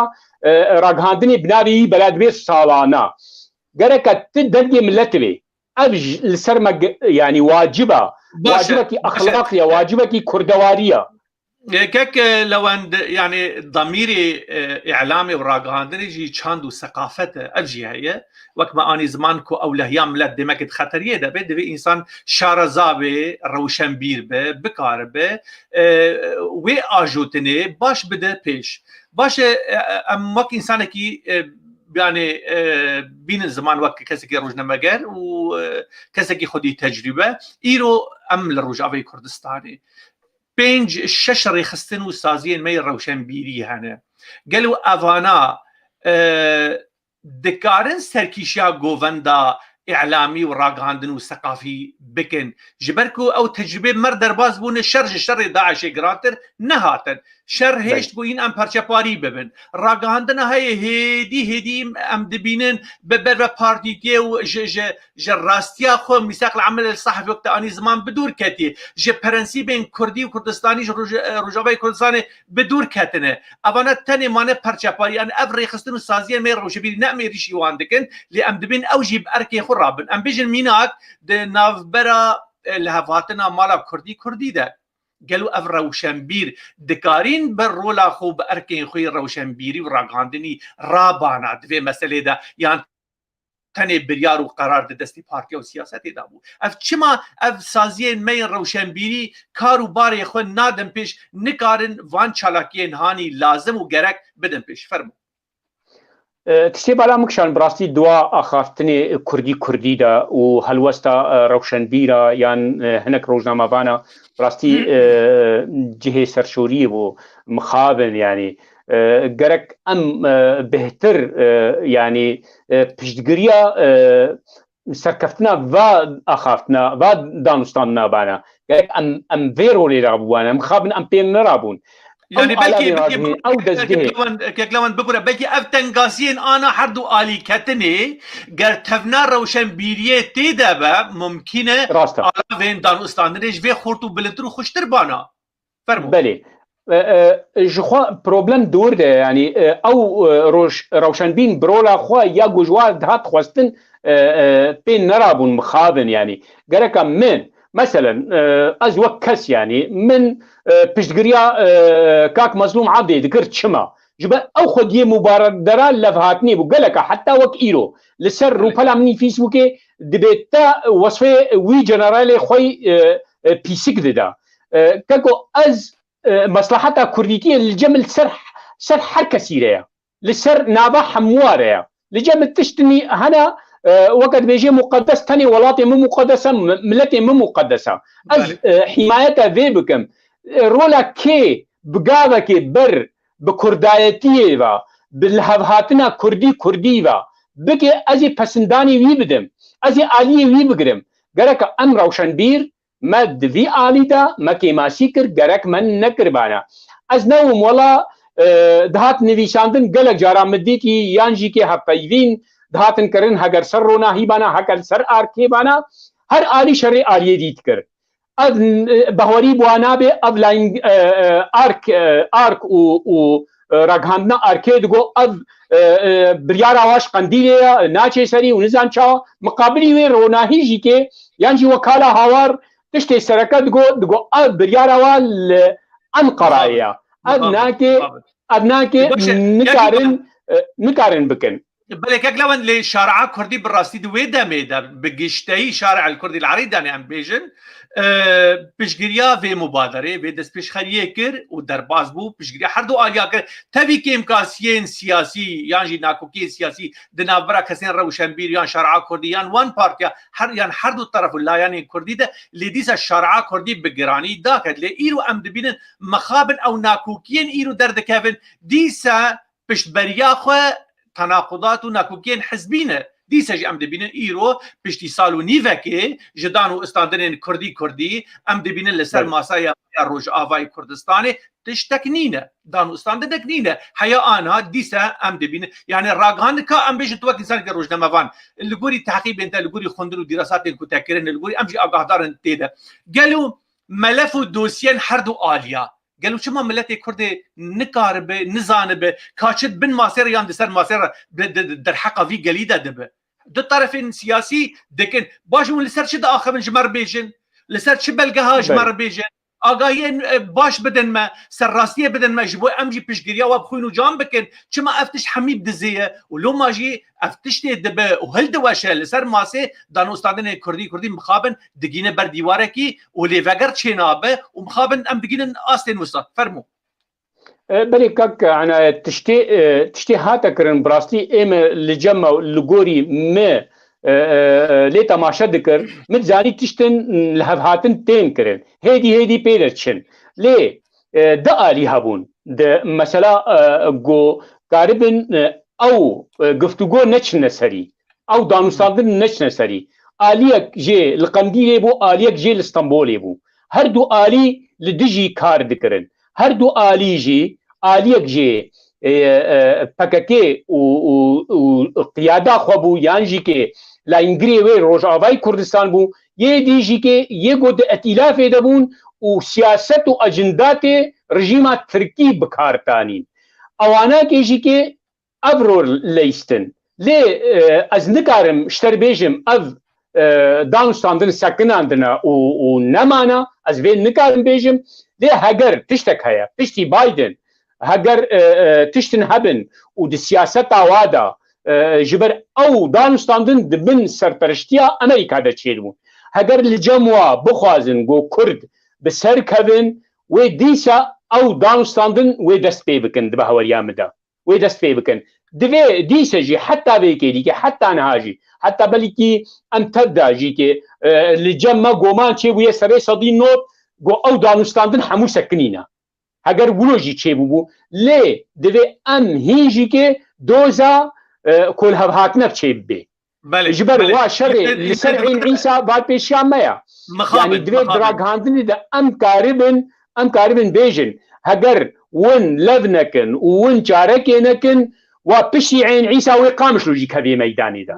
و عفرین دوباره ببل حمد افرین دیجی بله مخابن باشي كاكي لو ان دفردا تش لازمه يعني تشتك تاني بيرامه يعني دفردا وك هم بشجري وهم جي يعني دست بيشخريين روشن بيران وج آلية جواكي دجي قالوا كا برا راغاندنا كردي وروشن بيرين كردجي وراغاندنا آزاد ويانجي تورا مديايا جواكي برا بحلقات بحث رابن ين فكري ين سياسي ندوات اشخر بيدا بكن دنا برا حردو لاندا برا ام غازن وقالوا غازن يخوش جوان ريخستين روشن بيري بكن برا حردو آليين سياسي كسين جيفي آلي ليبرال هناك دفكر جيفي آلي ليبرال برا بكر من لسر ماسايك جواكا مايا كردي هناك يعني الرحتيتي خن نوا جواكا ده جبركو دما امرا عندنا حردو آليات بيصير بالراسي آجر وجحر دباره جبر فيا كيجي جواكا كردي وقبولنا كي دمك بيش روجه ده بله جخوا گرک جواتی خواستن جوا آلا ویراگاندنی یان روشنبیر یه گوخوا بیلاین دبینه ویانجی که کاری رول که بلیزه بو گو هر دو آلی بکناف براستی وقت گوتی یعنی دوی کاری به هر دو آلیا بین جمع هنک مبادرات چه ببین هنک دانستاندن چه ببین بکیمایی هگر از نکار بم دستلات داره یعنی پارتیا بگهین مهد از دزگه وای روشنبیری از دانستاندی ام بهدوره بکن گرک ام وی کاری بین ام بهلین مثلا جملو تاتی خواستن ام هر دو دکسی روشنبیر سر بخونه ام کاربن وانا که يعني وهردو روشنبيري هردو آلية ام كاربن به اللبرون بهردو آخافتني بكن دانستاندني بكن هندي امي دريا ذكن جو اوجي ايدي او روشنبيري وا ضغطي لدستلابداري خوبكن لبارتي خوبكن جو كاربن چاركي ببينن چيتر جو صبحي وك مگوتي يعني سيناريو عفرين لحمو كردستان السوري دوباره ببي راستی کاریشک مزن و سر بیملتی او جی بر پرسیاری وینا کنا یعنی حتی وی کلی که برا انا کسی نبیجه تنی پککا برپرسیارە دبەر بەش کەس نادا نا تژی بەرپرسیاری هەگەر نەبەر پرسیاربانە تێ ئیرۆ ئەندامێکی ئەتیلافێدا دوێ ئەتیلافا گۆ ئەل هەرێمی کوردستانی هەموو داگیرکەرکردنا نکارێ دەستگەهەکە خۆی پارتی ورڤەکێ یانجی یەکی تا بەرپرسیارێکی تا عەبدەڵڵا گەدۆ دەرخە یعنی ئەو چووی دەنگ نەکرد چوو وا داعشیارە ڕوونشت یعنی تشتێک عەمەلیەن نەکرد هەگەر بەرپرسیارێکی تەی خۆدیجە یەکیش عەفرینێ بەر هەری عەفرینێ بە ئازادی بێگۆ ئەو میلیشیات وی بگرن یان تعدێلێ بکن یان وی بکوژن بله كاك لوند يعني ام دبينين والراستيجي حياه فيدر ام كراسيا مساله دين سر ماسي يعني تشيناكو كيند نافبرا ام بيجن ابوتشيا وباشوري كردستاني دبين تاثير اخويا يكسر لرجاوي كردستاني دبي ام انا لسر الافين راغاندني ام داخوين لدما ام بيجن وك لهفهاتنا شنغالي نافبرا حكومه كردستاني وباشوري كردستاني وحكومه العراق تشيبو يكسر آگر و گر و تشت روناهی تیوی دایان لآلیه اپوچا بلند و گر بو شر باشوری کردستانی کرن ایریشی پیشمرگان کرن یعنی شر لوی در پیدا بو یکسر تأثیر اخوه روزانه لسر روجاوی کردستان جی کر و ممکنه خودینه که جی آلاوین دانوستان دل جی ور راوستان دل جبر ویا که امند دل خمگینن ل ترس دل مدهنه وک شرع کردی جی حقیمه ام بپرسن قالوا كا وين دخوازن وين شبكه يعني ايرو دستريجيه دبن مثلا جاليه اداره ذاتيه اداره ذاتي مظلوم عبدي لسه تويتر هوني بساتكو بيشمرغا ايرشي او يكريه غريلا كريه ابايا دوار عسكري وار سياسي امريكي دستريج كرنه ده هريمه كدده يعني وك از سكي جبي ملتي از بجم جرك ابو تنها تبكر لاليدن بشي شدروجكي صالح مسلم دبيجيكو قياده كردستان سركردي كردستاني قوتنك هناك سوريد محمد انا افنا دروا وكذاب ومنافق يعني اف بلا اف بديفين تشيد بن اف برنسيبن راغانده اخافتنو بليفكرن demek ki berve durbuna mala kurdî derdiçe em nabînin ew aswên aramiye û berhevatînê careke din li hevdûtên û peyda dibin mixabin yani ewr reşin û pêşroja me jî di rojên werin de jî xwe tiştekî giran heye yani Amerîka li deverekê dengê xwe nake Rûsya zorê dide ser îdara zatî dibêje yan nê rastî nîzamê bikin yan jî ez ê tirka berdin bera Tirk were yani mena xwe em li ber devê hovekî mezin ne îro em hewcedar تنازلات عمليات قيصريه جردوره ام بكار بتشتي هي ام بباريس فرمو بله كاك انا تهجر ام بقرنا الهافاتنا امي مسألة راغاندني دركبنا امي بين مسألة سياسية ببوره يعني هاجر ام بقرنا ويل هافاتنا دنا برا هوليري وبغداد دجبو شنغاري براستي امي بقرن دوي ام راستي بيجن اي روجنامه دوي راستي بيجي يعني تشينابي الدوران مسألة بزيفري اما اسباكاكي نيرو ناستكم اسباكاكي 1980 ناستكم تي بيرامه ويشاخي مغو اف تنظيمها افريك خصناها مخابرات تركي تشيكريا دبهوريا مدا او تشتي غوبون الشنغالي وقتها الشنغالي درخصنا شارعي لدجي ويل هفاتنا برا بغداي وهوليري دا جبو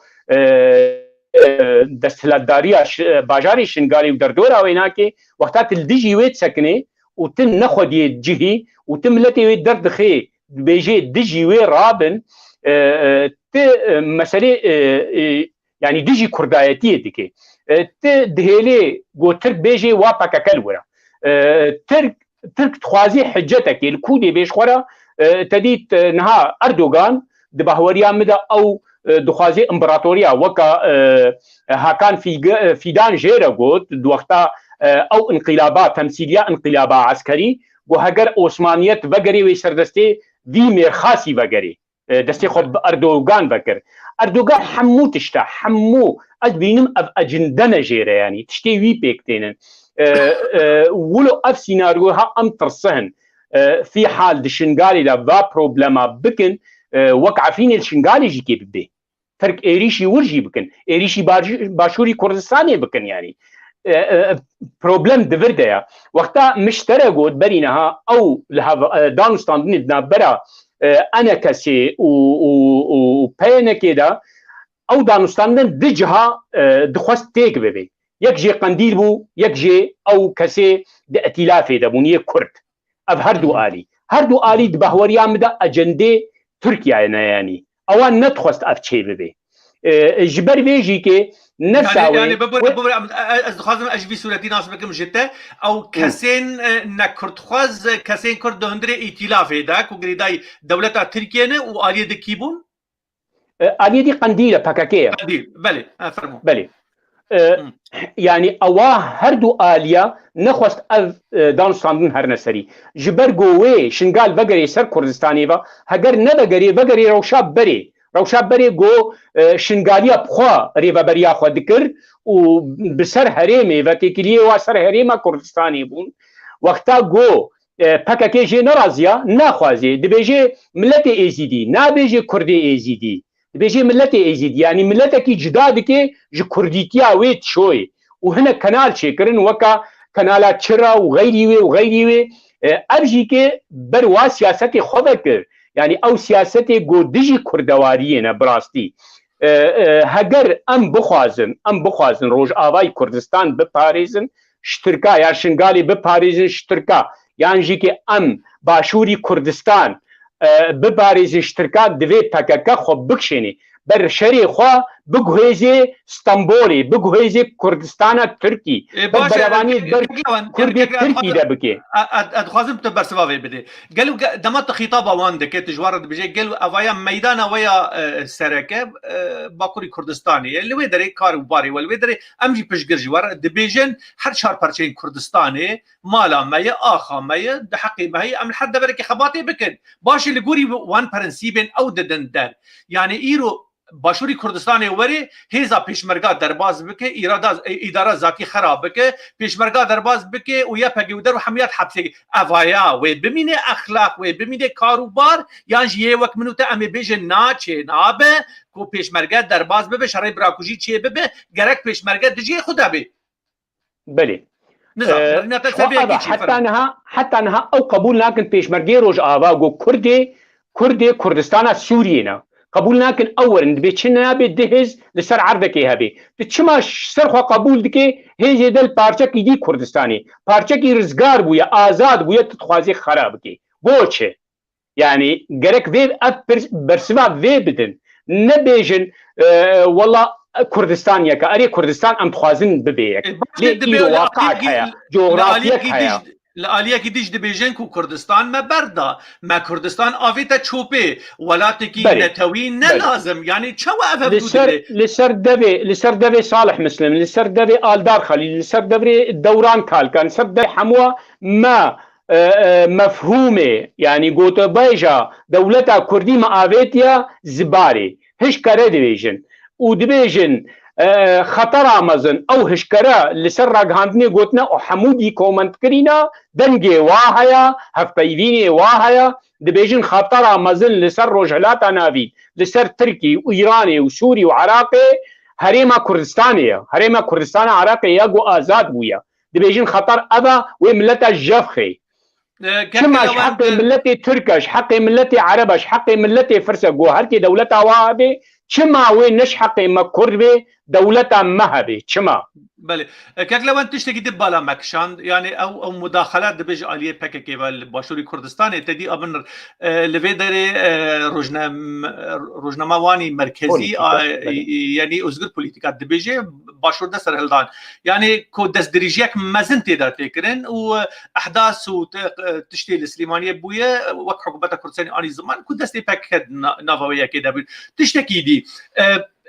ریخستن و سازی انگریدای پککه یعنی آپوچا بگشتی پیشمرگان وکه هیزکه پارتیه بناو دکن دبیجن اف هیز پیشمرگه گریدای هیزن پارتی دموکراتی کردستان بسروکاتی مثلا وکه هيزن حكومتها كردستاني بناف ناكن يعني اف هيزن بيشمرقاك وبي اعتراف الدولي بويا اقليمي بويا عراقي بويا اف اعترافي بناكن قالوا امو سورتي بناقلين الرجاوي كردستاني ما امج يعني كسي ايرو وك كسي روجنا مفان نش حقيمي امج قاس او اداره ذاتي ببرسن كرم كالدار خليل كرم كصالح مسلم تلسر بيشمرقه دبيجي كو غريداي بارتيه كينا ما قالوا الترسي امن كارن بيجن كو قصده ايرو اوجي غريداي ريخستنا بحيدي وابوشياي بله بخوا حتى وك ايرو اريتي كري هرن ناف برا وتحالف الدولي ده يعني الرجاء كردستاني لي وك هي اعترافات دولي نهات يستاندن ليه امورنا بيشمرقه نتني بيشمرقه اعتراف دولي استانديا حكومتها هريما كردستاني وك اقليمك فيدرال الدنيا تبيده د متحده ده باعتراف هات يكرن سروك الدنيا چن سردانی کردستان چن لپیشیا سروکی هریما کردستان یان سروکی حکومت کردستان وی دعوتی جم خود کن چن جمع دولتی دنیای کایتا تشتک هین تا اعتراف نستاندیا و تتخوازي وهيزا قانوني يا حكومي توك هيزا خبكي نوك هيزا تايا نكون هيما يعني اقول هي تايا تنكريا يعني ايه ما تشتقوت وقتا عفرين هات داگیر کرن بری داگیر کرنی اوانا که چو شر رقای و باغوزی کر مگو هگر ون مجوار گود هنک سرکردی و دوستی مبون متکری بابدورت کر مجوار گود مگو هگر ون بخوازن تشتکی کردی يعني بسطينن بيجنا امريكيا بيجنا تحالف دولي ام شري داعش هناكن جو ترك شري ايريشي عفرين يبكن هندي وواجي اريكاري بلكي بتركربانا يك بيكي بكا سياسه ولويا مصلحتها كرديه نبيجا والله ترك تركاجي خوز جوهرن ايريش بكن الباغوزي اوجي مشاركه بكن هناك وقت بدانستاندن ذكرن تدي ترك نكارن درباس من هريم نين دستوادا وكان هابنا بلكي درباس بوبان التركين مخابن كاكلاوند يعني بويرتينا دوباره كرن ازباله تبكشين مسر جوتنا جيمس جيفري سروكي شاندا امريكيه بري قال مونيتور اخوي بو جوتبو كو چند نقطه امريكانا هن دوي اداره ذاتي وان بكاربيني يكشي دوركتنا وج نظام ايرو روسيا حاول ده كو نافبريه كي دان استاندرك نبر اداره ذاتي بيد تحديدا ونظام شيء يعني تركيا ودرباز به لاليه ديجي امريكان بيجي تشينابه ديفيت بترولا ايرو بمليون دولار دنابرا ريجيمي واداره ذاتي تاع قزنج كرن افجي ديفيت بي سكناندن اف ديفين فاناكو كذا ايرو عين عيسى يجد خطريه ده اف معادله تشاوري در وكسكي روجنا ماجر براستي مروف تم ده معادلات السياسية ده مروف دبيديت جنخوا يعني كاش قاس خسارات هيا وشخا في دامجي هيا قالك ذي بازاري از ليه مجينم يعني مخابن أولينا مجين حتى أسكاربم أزغر رجيمي أسكاربم تشتكي رجيمي بسطين المشكلة هنا جبر تالي أمورنا يا تالي رجيم كي دستلات دار بي هكا الرجيم أسد بي يعني ائتلاف بي كي جوابي تالي أزوانا كي بهدورة بدنو بسطين لقوري جغرافيا قولناها هاي دنيا ام بكن نكن ام نها نكارن يعني بارتي رجاوي كردستان ام بارتي بكن وكا جو ائتلاف بيجي خطرك هيا تشكيلات دولتك هي او خد سياستها ودا ما برينا افقد ام ناخذ دوباره بكن الجمهوريه اجدي ميزين ما هاجر ويش دسمتشي واسكاربم سري صديق دهاجي كي حتى يان بيستاجي از حفاظ الشرعي عيسى بكم او سيناريو عافين دوباره نكم از اتفاقي برجيمكم لجمع وكس يعني مشكلة تنة يعني شما ازي دوباره بري ازي با مثلا هيلم براستي نكيمي داعش يعني تشتين هذا داعش يجي بري باش تشتكي يعني عفرين شو سريكاني شو جريسبي شو عين عيسى جي ايرو يعني وقت جنابي تجد بيجك وقاف دانو استانددك جبوي حفظ ما الوجه ببه يعني هناك بن شرشوفا براغماتيه ده دانو استاندد النظام بيجي نخمه يعني هناك صورت وساطي فهم كرم باشه اللي خوندن انتج مسألة معادلة رتينا بيدا كرن دبيجن كو جعفرين هذا بقر تا حيا كوباني وحيا جريسبي وحيا تربسبي وحيا عين عيسى وحيا دبري دي يعني الرج افاي كمي فراتي تجاري سيطره وسلطه ودستلات داريا باكيكي ابوچيا اداره ذاتي الويدري نمايه باشه مايتني شرقي فرات دما بازار جي ايرو لسر شرقي فرات دبه ولقل طرفها كردية دنجي دانو استاندن حوارا مالا كردي دبه خوندن چیه دبیجن کو د پیشروجه ده پکه باش دزانه کو جزيره عمقك استراتيجيه جبوي باشوري كردستاني لوي داري دس يعني وبب عمقك فكري جبوي سياستا بارتي ديمقراطي كردستاني عراق وبب زاويه كفكري جبوي سياستا باشوري كردستاني الشرقي فراتي ولا مشاندن ترسا بكك دفيدجي هي بلكي دانو استاندري خود دك افتشي تي برجافا بله بخوا او يعني تشتي بكاكي وقتا بري مقوت انه ناخوازي اف گفتگو اف دانستانتن هر سري او بخوا جويت الترسي او قبول ناكي تجاري يعني لافهاتنا كي نافخوا و بارتي ديمقراطي كردستان دا بكي بيك بيني جبر اف بخوا يعني قزنجيه كجملتي كردرا مخابن اف بارتياها قبول ناكي مكسب جملتي كردرا بيك ورد جبر دبرا ام بالا خود دني براستي يعني دبرا هكا دستكفتي ملتي كرد هنا دشي خرادكي يعني وك نمونه كردي روجهلاتي كردستان خوستن تي ترابون بكاركي مديد غريلاي واتشون ايريشي بارتي ديمقراطي كردستاني ايران كرن يعني او تشتكل جماعه هي النهينيه براستي دبيش روشي دا ادبيجم وي دركبي هجر ام بقرنا هناك يعني نيفيسكار يكسي جو لسيرفي بارتي لي كوليني دكن بالا خود دي دا براستي حمو تشتي جو كرنا دكبي بالخدمات تركادا مخابني دفرديا جبر بيجي از دبيجم يعني از دبيجم او ناهيلي يك دستكفتي بالسر كذا يعني بميني جملتي كردرا جبر بيجي لديجي دولتا كردينا بله كك لوند جاليه كي ديفا ايرو اداره ذاتي بهبون و نبون اخو خودي بترول خودي جنم خودي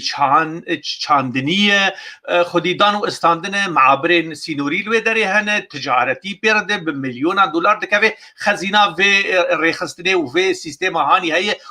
او قاصال بالدرجه او قاصال بمليون پر قزنج كرنه قالوا او حاله او روش ما انعكاسي سر روش ملتنا تشما تشل روج هلاتي فراتي وتشي هروها لكسن مين كوشبر عفريني بالصد حزارا بن كونان الويدر بينان ودان ودرمان وبياف مان الويدر تشما انعكاس حاله اقتصادي نابي يعني حقي زاروكي كرده باخذه ومطالبه بك داخواز بك بيجي اف بترولاتي فروتن حقي مجيتي ده هي يعني ام حركس باليكاريا ملتي خراد بين ديوبافي خو جيراني خو هفالي خو گندی خو لیب آلیکاریا منو تو $10 و $5 و $20 مسئله بسری نابه اف نش حقی في ملتي ام وكسي دندري راغاندري دا کار دکن تو دراسه تو خوندن جوی مسئله را وکرند آلیه وی وک تورا روزنامه گریا کردی دا فرمو ببورا براستي ما وسربا مسألة بخو وك دزگه نكاري مايا مسألة فساد مسألة تديتشي او كاري علاوين راغاندريه نه وكريك خصناك يعني بشك جبشي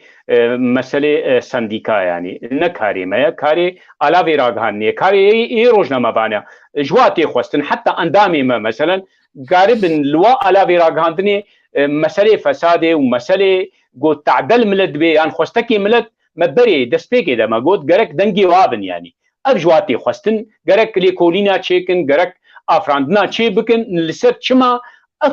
ابقى خيرات وابقى بترول وابقى زفيقو هنا بكوده ديشن يعني قرك تشيبن وقت بيجي قرك ام تدا بالبرسنت دبر بي مساله ده قرك ام بكن براستي بري دمك روبالك فيسبوك دركت لسر فسادي يعني متمجي يعني من مشاركه وذكر او جيكي يغوري ببريا وذكرن يعني لغورين بالا خدايدا براستي حوالي پیدي بون لي غابون استكي ايدي هو قبول ذكرن يعني نابن درخستن ملياري واي دولارات هبون افشكو تاني افهمو يزيبو كاك افهمو يزيبو داويه نبي تنقرتن نزهن المهم اوروبا نهاج مرخياناكي مخابل يعني ناف بصورات بحرتش يعني براستي مخابل بيجا راغاندنا دي غرك اواناكي مثلا اف كنالي كردي يانجي كي مالبرين كردي يانجي ازغهين كردي گەرەک سەرواسەکردنی بانە واجبێ وابوو مانە وەختا ڕەوشە ملەتێکی خرا دەبێ و تێژ مرە سترانە دەینێ سەر یان تەنێ گوه ددێ مەسەلێ هونەری یانژی کێ مەسەلەی جواکی مانە ئەو مەسەلەی جواکی وەختا یەکیشتر دەبێژی حەقی نانێ مرنینە ئەز وەختا و دلبخۆین دارا چوو قامشلۆ هەفەیڤینەک بەیەکی تەدیت ئەم دەبێژنەواناکێ ئەvê شارع پاقش دکن بەیەکی جوارە کرد بۆ وەڵا حەقی نانێ مە بزۆرەی دەردکەوێ یان دەرناکەوێ مانە گەرەک سەبەبێ وێ سەر سەبەبێ ئنو چما ئەف کەسێ ها برچیە تلسەر وێ بسەکنێ باش ئەم دەربازی ئالیە دەببن لە ئالیە ئەنە کەسێ گەل و ئەنە کەسێژی یانی لە گووری هەنگ کەس دەبێژن تەرەف دەبێژن ئالی دەبێژن کو ئەنە کەسێژی یانی گەلک پەرە ئستاندن ji ئیتیلافا سووری ji دەولەتê ناونەتەوی ji باشووری کوردستانê گەل و çima alavê ragihandinê gel li cem ئەنە کەسێژی wisa qelsin bêkar û barin însan pê dihese ku evana wek çawa yani şerîkat biçûk bi rêve dibin negihayê ew asta ku ragihandinê bikar bi te'sîra xwe li ser welat û siyaset û dewleta bike ڕاستە لە ئالێدی ئەو ژی کێ بڕاستی li gorî mirov lê temaşe dike ew jî naxwazin rastî ji millet re bêgotin ji ber vê jî kê ew li dijî ragihandinek azad got çê bibe heger rêveberiya xweser bê heger partiyê ئەنە کەسێ bin tiştê li gorî me mutabaet kiriye yanî tiştê em dibînin perê got serkirdê bi taybetî yê got ketina îtilafê de yani her yekî ji wanakê bûye milyardêr ji ber çi meselen hinek ji wan hene trembêla wanakê trembêla wan tenê meselen meblexekî xeyalî yanî kiriye bira tu dibînî milletê te li wir ji nê zamiriye nelazim eştere ez ê çim ez ê trembêlekê 5,000 kirim ne 100,000 dolarî kirim ji bo çi ez ê 10 malbata pê xwe dîkim yani ez ê karibim ne tenê ev gak عنایەت niha ez yek ji kesê got dewletê biryara serekwezîrê rejîma Sûrî ez hatime fesilkirin ji wezîfê navê me teba li cem îtilafê ye hemû wezîfê got hatine fesilkirin ji dewleta Sûrî cem waye ratibek heyvane ji me tê texsîskirin ev ratib negihaye me kak عنایەت hemû negihaye kesî ji me باش ئەنە کەسێنن دنویسێنن ئەنو ئەف دبن کی دبێ ئەو کەسێ نونەرێ کووردا یە دوێ ئەتیلافێدا ئەو وێ دزیێتکن باشه گلو چما نکارن یا ناخوازن یا نابیجن یا ناکوکی هنه یا ام بیجن چیروک دبری و سیبری نکارن وی پرسگری که چهار سر بکن گلو چما کانال اکوانی تلویزیونی ایرو تنه ایرو دوازن ولا تبریوه ببن و ام ببین الآگه اعلامی و راگانده دیجی قلسر چما كاك عناية هجر يبر برسيار وقت بيجن ببوركك لوان يعني تاني برسجريك ده آلية موداني ومالي وبري عندنا يعني بريار وقرار سياسي دميجي ده كاك عناية وقت از وكبر برسيار از دبيجم از خوا يعني ترشيحي مسؤوليتك از بما سروكي دزگهك يعني جيكي بلديك چبه لجم انا كسبه ان جم بيدي به جرك برنامج مذهبي ازي فلان تشتي اف برنامج ما ابا ازي باك حراج ملتي خوره بكم هاجر از انسانكي خودي برپرس از برپرسياري خودي سوزي خوبم جرك از بيجم كرمكن على بيراغ هادني هاجر من اسوزي خوبجي نكرن كرمكن ورن محاسبه ممكن پرسیج بکن چما تنکر که چه آستانگی پیشاته هنه حتی تناکی یانجی که وقتا از ناکم گرک او آلاوی را گادنی لسر کاری من باخذن ببیجن لواند سروک باجار تربسپیه روش بروش خراد بی شارعی خراد بن ملتی ویج نیزاد مری که چی کریه چما نکریه بر تشهیری مکن را گادنی دبوی چما نکن گرک کیفام وری ازي بي مسر راگهاندني يعني ازي بيجم آستانگي ابا برنامجي مي ابو از نكارن بيك بينم بخاطري و اخلاقيات جو هبن ازي بيجم بخاطري و مي برنامجي خو من نكاري واس بيك بينم آستانگي مي افن سوزي مجوردان ببورن از نکارم پیک بینم یانجی و گره دای و دستلاتداری به جبر سبب دستلاتدارا آریکاریا مناکه یانجی از شخصی منا گرک از هشکره بیجم چما از بیگون هی خمس سکرا خدا مخابن در پرسی می پارتیا یان پارتیا یری و بریه بر پرس همو مجید عالی مجیده د عالی اخلاق دا يعني هين نجهانوي انه راجهاندن دبي تانيوا دبي ورخن بكي ازي مسألة كيشتر بيش رخنك كاك نشط زازا اندامي كوميتا سياسية بدكسية رخنك لعبد الله قدو كر لسر سرداناوي عفرين لسر روبالا خوي فيسبوكي صورتي وي رخناوي مقرت مزاني بوي هري وي بيراكرن جبو تدخلاتا رخنت كي هباري خوا تشما رخني قبولنا كي كاك عبد الله قدو پارتیا یکی تشما رخنه قبول ناکه پارتیا پدا کسی تشما رخنه قبول ناکه معنی او کسی ترخند که خوازی راست بده یعنی ارزی که ارزی ارکارا گاندنیا یعنی کسی تنیا گرک را گاندن بیواجبی رابه يعني بالرخنا وبقوتنا وبهالوستا كو انسان كور نابه وندا نابه ام قازن تشتا حياه جمبه ام كاكنا شاشيتي من وقتات من رخن دكي تتخوازي اس شاشيتي دركبم تجبو مدبيشي النتيجه متكي از نتيجه تتكم انا كسي النتيجه تتكم ريبا بيا خسر ادبيجو خدمتي ملكن وقتا شاشتي وديار دكم اب وظيفه را غاندنيا وقتا على راجهاندني آزاد بن وكاربن شاشيتيه وكيماسيه والديار بكن وهشكره بكن ويشاخي ازانم اسكارن تسرسري خدينم ازبيجم تقلكي باشيتيتكي قبولتكي وقتا تتي واشاشيتيا چاره سردكي لي وقتا چاره سرناكي تتمي ضغطيدكي گو كسكي دراجهاندني دا يعني صفحه خوي فيسبوكي ترخنكري تحاول دي گو تراكي مخابن باشه که لوان حسین ام هدی بر دوای برنامه دشین ام گلک لسر رخنه و پرنسیب راگاندنا کردی پیش رو جاوی چبو کیم کاسی وچنه آلاوین راگاندنا کردی و یه نو نتوی چنه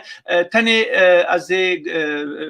دوی وارد جی لسر راگاندنا دنیایی نو نتوی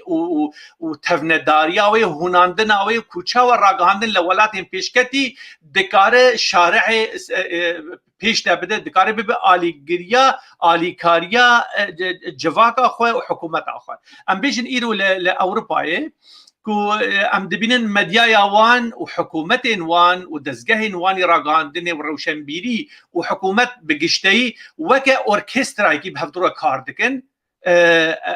اف چاوا هفدو دگره چما لفان ولاتان او راگاندن ناکوی واری ناکوکیان و قشمرتیه و خبر و سخیف و بوتان ام دبینن ایرو وقت چاوا کورونا ایرو هاتیه یک جوان کسین آلاف و المنتین ملت خود دپاريزه لسرانسری وان ولاتان که ملت خوش تهلوکه دپاريزه راگاندن آزاد لفان ولاتان تنه از دخوازم تو رولا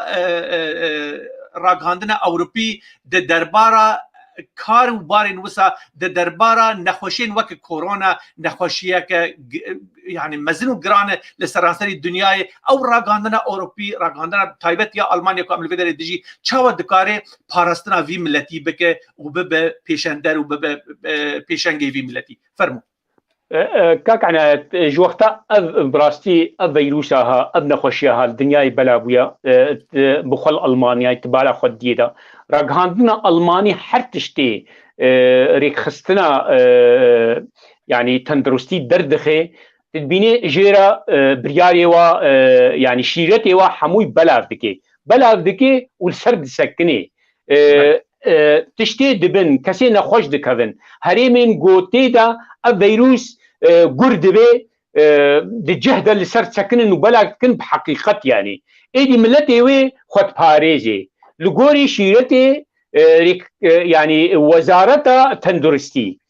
وراغاندن بلادكي وا شيرتي وا چجوتي خوستن دبي ون چبكن دبي چاواون هايش خوابن چاواوني خوب باريزن راغاندن برولا خوا وقت بيجي عربي بيجي على اكمل وجه ضرابه يعني تاريخ بكي هقر شاشيتي هبن حكومة مثلا ام بيجن تديت بلاتينيت بيجني ماسك يا بردفت يعني هقر نكاري بيبيني لسرخ ندكن نها شكرنا هرمه كزيقو نخوشيك مثلا وك ما من نخوشيك معايا مكذبا خو هرتيا هر مهانا سي بردف جمره بپره درد کردن از هر ما کوجان صیدلی کاغتی دنمه سسیا بپروی بدنمه بپره يعني راگهاندن هنگی سر آخری انه بقالك هنا نقارن بكرن يعني نخوشن تديد بو خدمت جملتي يعني ام دكار بيجن راگهاندن او درگه و دریه هری مزنه کد خوک بر پرسیارا جواکی دبینه و یا ملت دبینه یا جواکی دبینه یا ولاتی خود دبینه بله باشه ماموستا لوند حسین روزنامه‌وان از گوتنه تا داوی بگرم و امی خاطر خوش بخوازن مالات آوا دلیت وکری بو براستی مگلک مجارانی زمان گوتنه تا داوی از بگرم فرمو سپاس هیویام و بانگامش همو آلابین راگهاندنی روزنامه‌وان گودیسا از دبیجم وقت دستکی بیکی مگود دبی هندنگی ملت بن دبی هون ایشی ملت کاربن رولاوا باش بی کم کرنا دارو ایشی بی ملتی هادا نبنا داری دستهلات دارا سر ملتی خوا از ویج وات خوازم و گلک سپاس جحمو تماشاوانا را جی وبریا روشن تیوی را گلک سپاس گلک سپاس که لوند حسین ام سپاسیات دکن هر بمین شاد و بختوار ایوارات بمین بخیر و خوشی سپاس بله تماشاوان انهجا به رنگی لداویا پروگرام ام سپاسیا ماموستا و روزنامه‌وان کرد لوند حسین دکن کو ایرو میوان مبو بناوی خو و بناوی روشن تیوی و ناوی کارمندین و ام سپاسیا و حمیا دکن لسر گهدار کردن و تماشا کردن و هر شاد و بختوار بن هر بمینن خیر و خوشی دا ایوار باش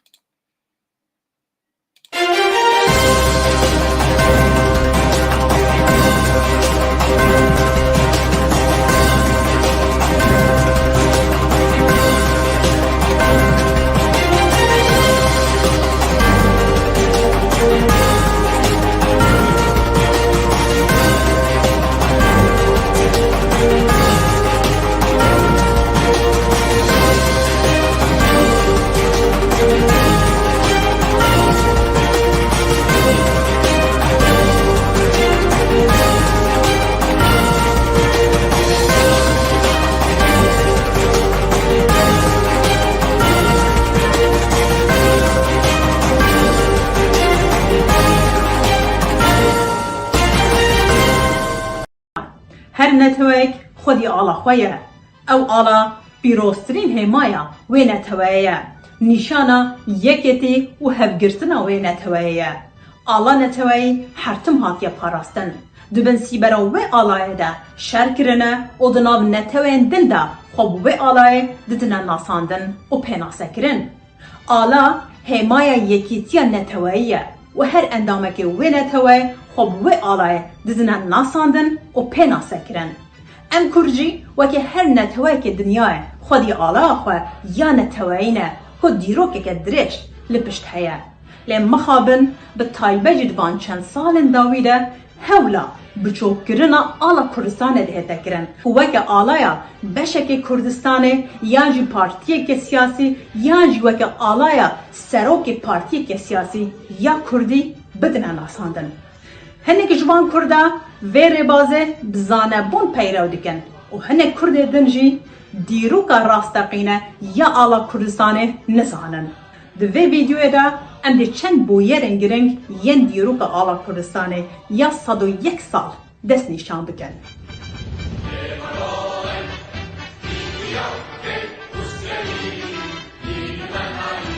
به سال 1919 ده در جوینه که کومالا تعالی کردستان لستانبوله کش چندین روشنبیر و رونالد بیرن کرد بکاتبو میر امین علی بدرخان ابرنگن آلا کردستانه دست نشان کرن و هر دو جوینه ده آلا کردستانه هاتا پسند کرن ده سال 1921 ده جانگوری علی شیر و دکتر نوری درسمی آلا کردستانه الباجار درسمه لسر چای قوچگری بلند کرن ده سال 1927 ده للبنان کومالا خویبانه او آلا کردستانه بکار آنین ده نوبر سال 1927 و 1930 ده ده کومار آگری ده احسان نوری پاشا آلا کردستانه سر جای آگری بلند کرد. لسال 1928 ده سوریا بدرخان لفیلادلفیا امریکای پرتوکه که دنویسینه لجرناوه The Case of Kurdistan Against Turkey لسر برگ پرتوکه آلا کردستانه هاتیه چاپ کرن. لسال 1932 ده میر جلادت علی بدرخان لسر برگ کوار هوار آلا کردستانه نخشاندیه. لسال 1946 ده لکومار کردستانه آلا کردستانه هاتیه بکار آنین بگوهرینن وکه دوگولگنم و پینوسکه. لسال 1975 ده روشن بدرخان با آلا کردستانه بجداری دو کنگره دیجی کولونیالیزم درگه لباجار اسینه.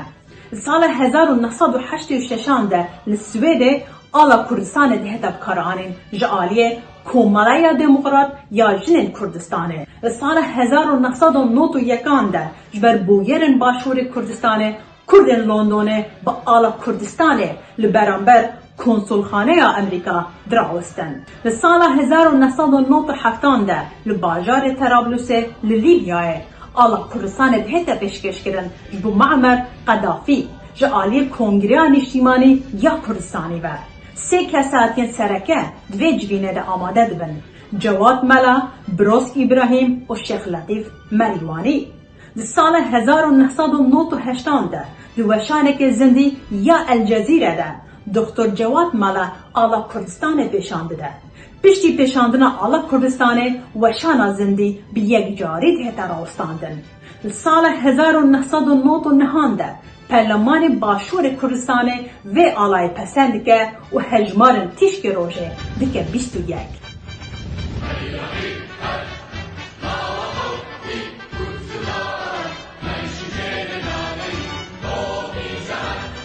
علی کردستانیان ایدی هون بریاره خواه بدن اوه آلا بشک کردستانه، آلا پارتی که سیاسی کردیه، آلا سروک پارتی که سیاسی کردیه یانجی آلا همو کردستانه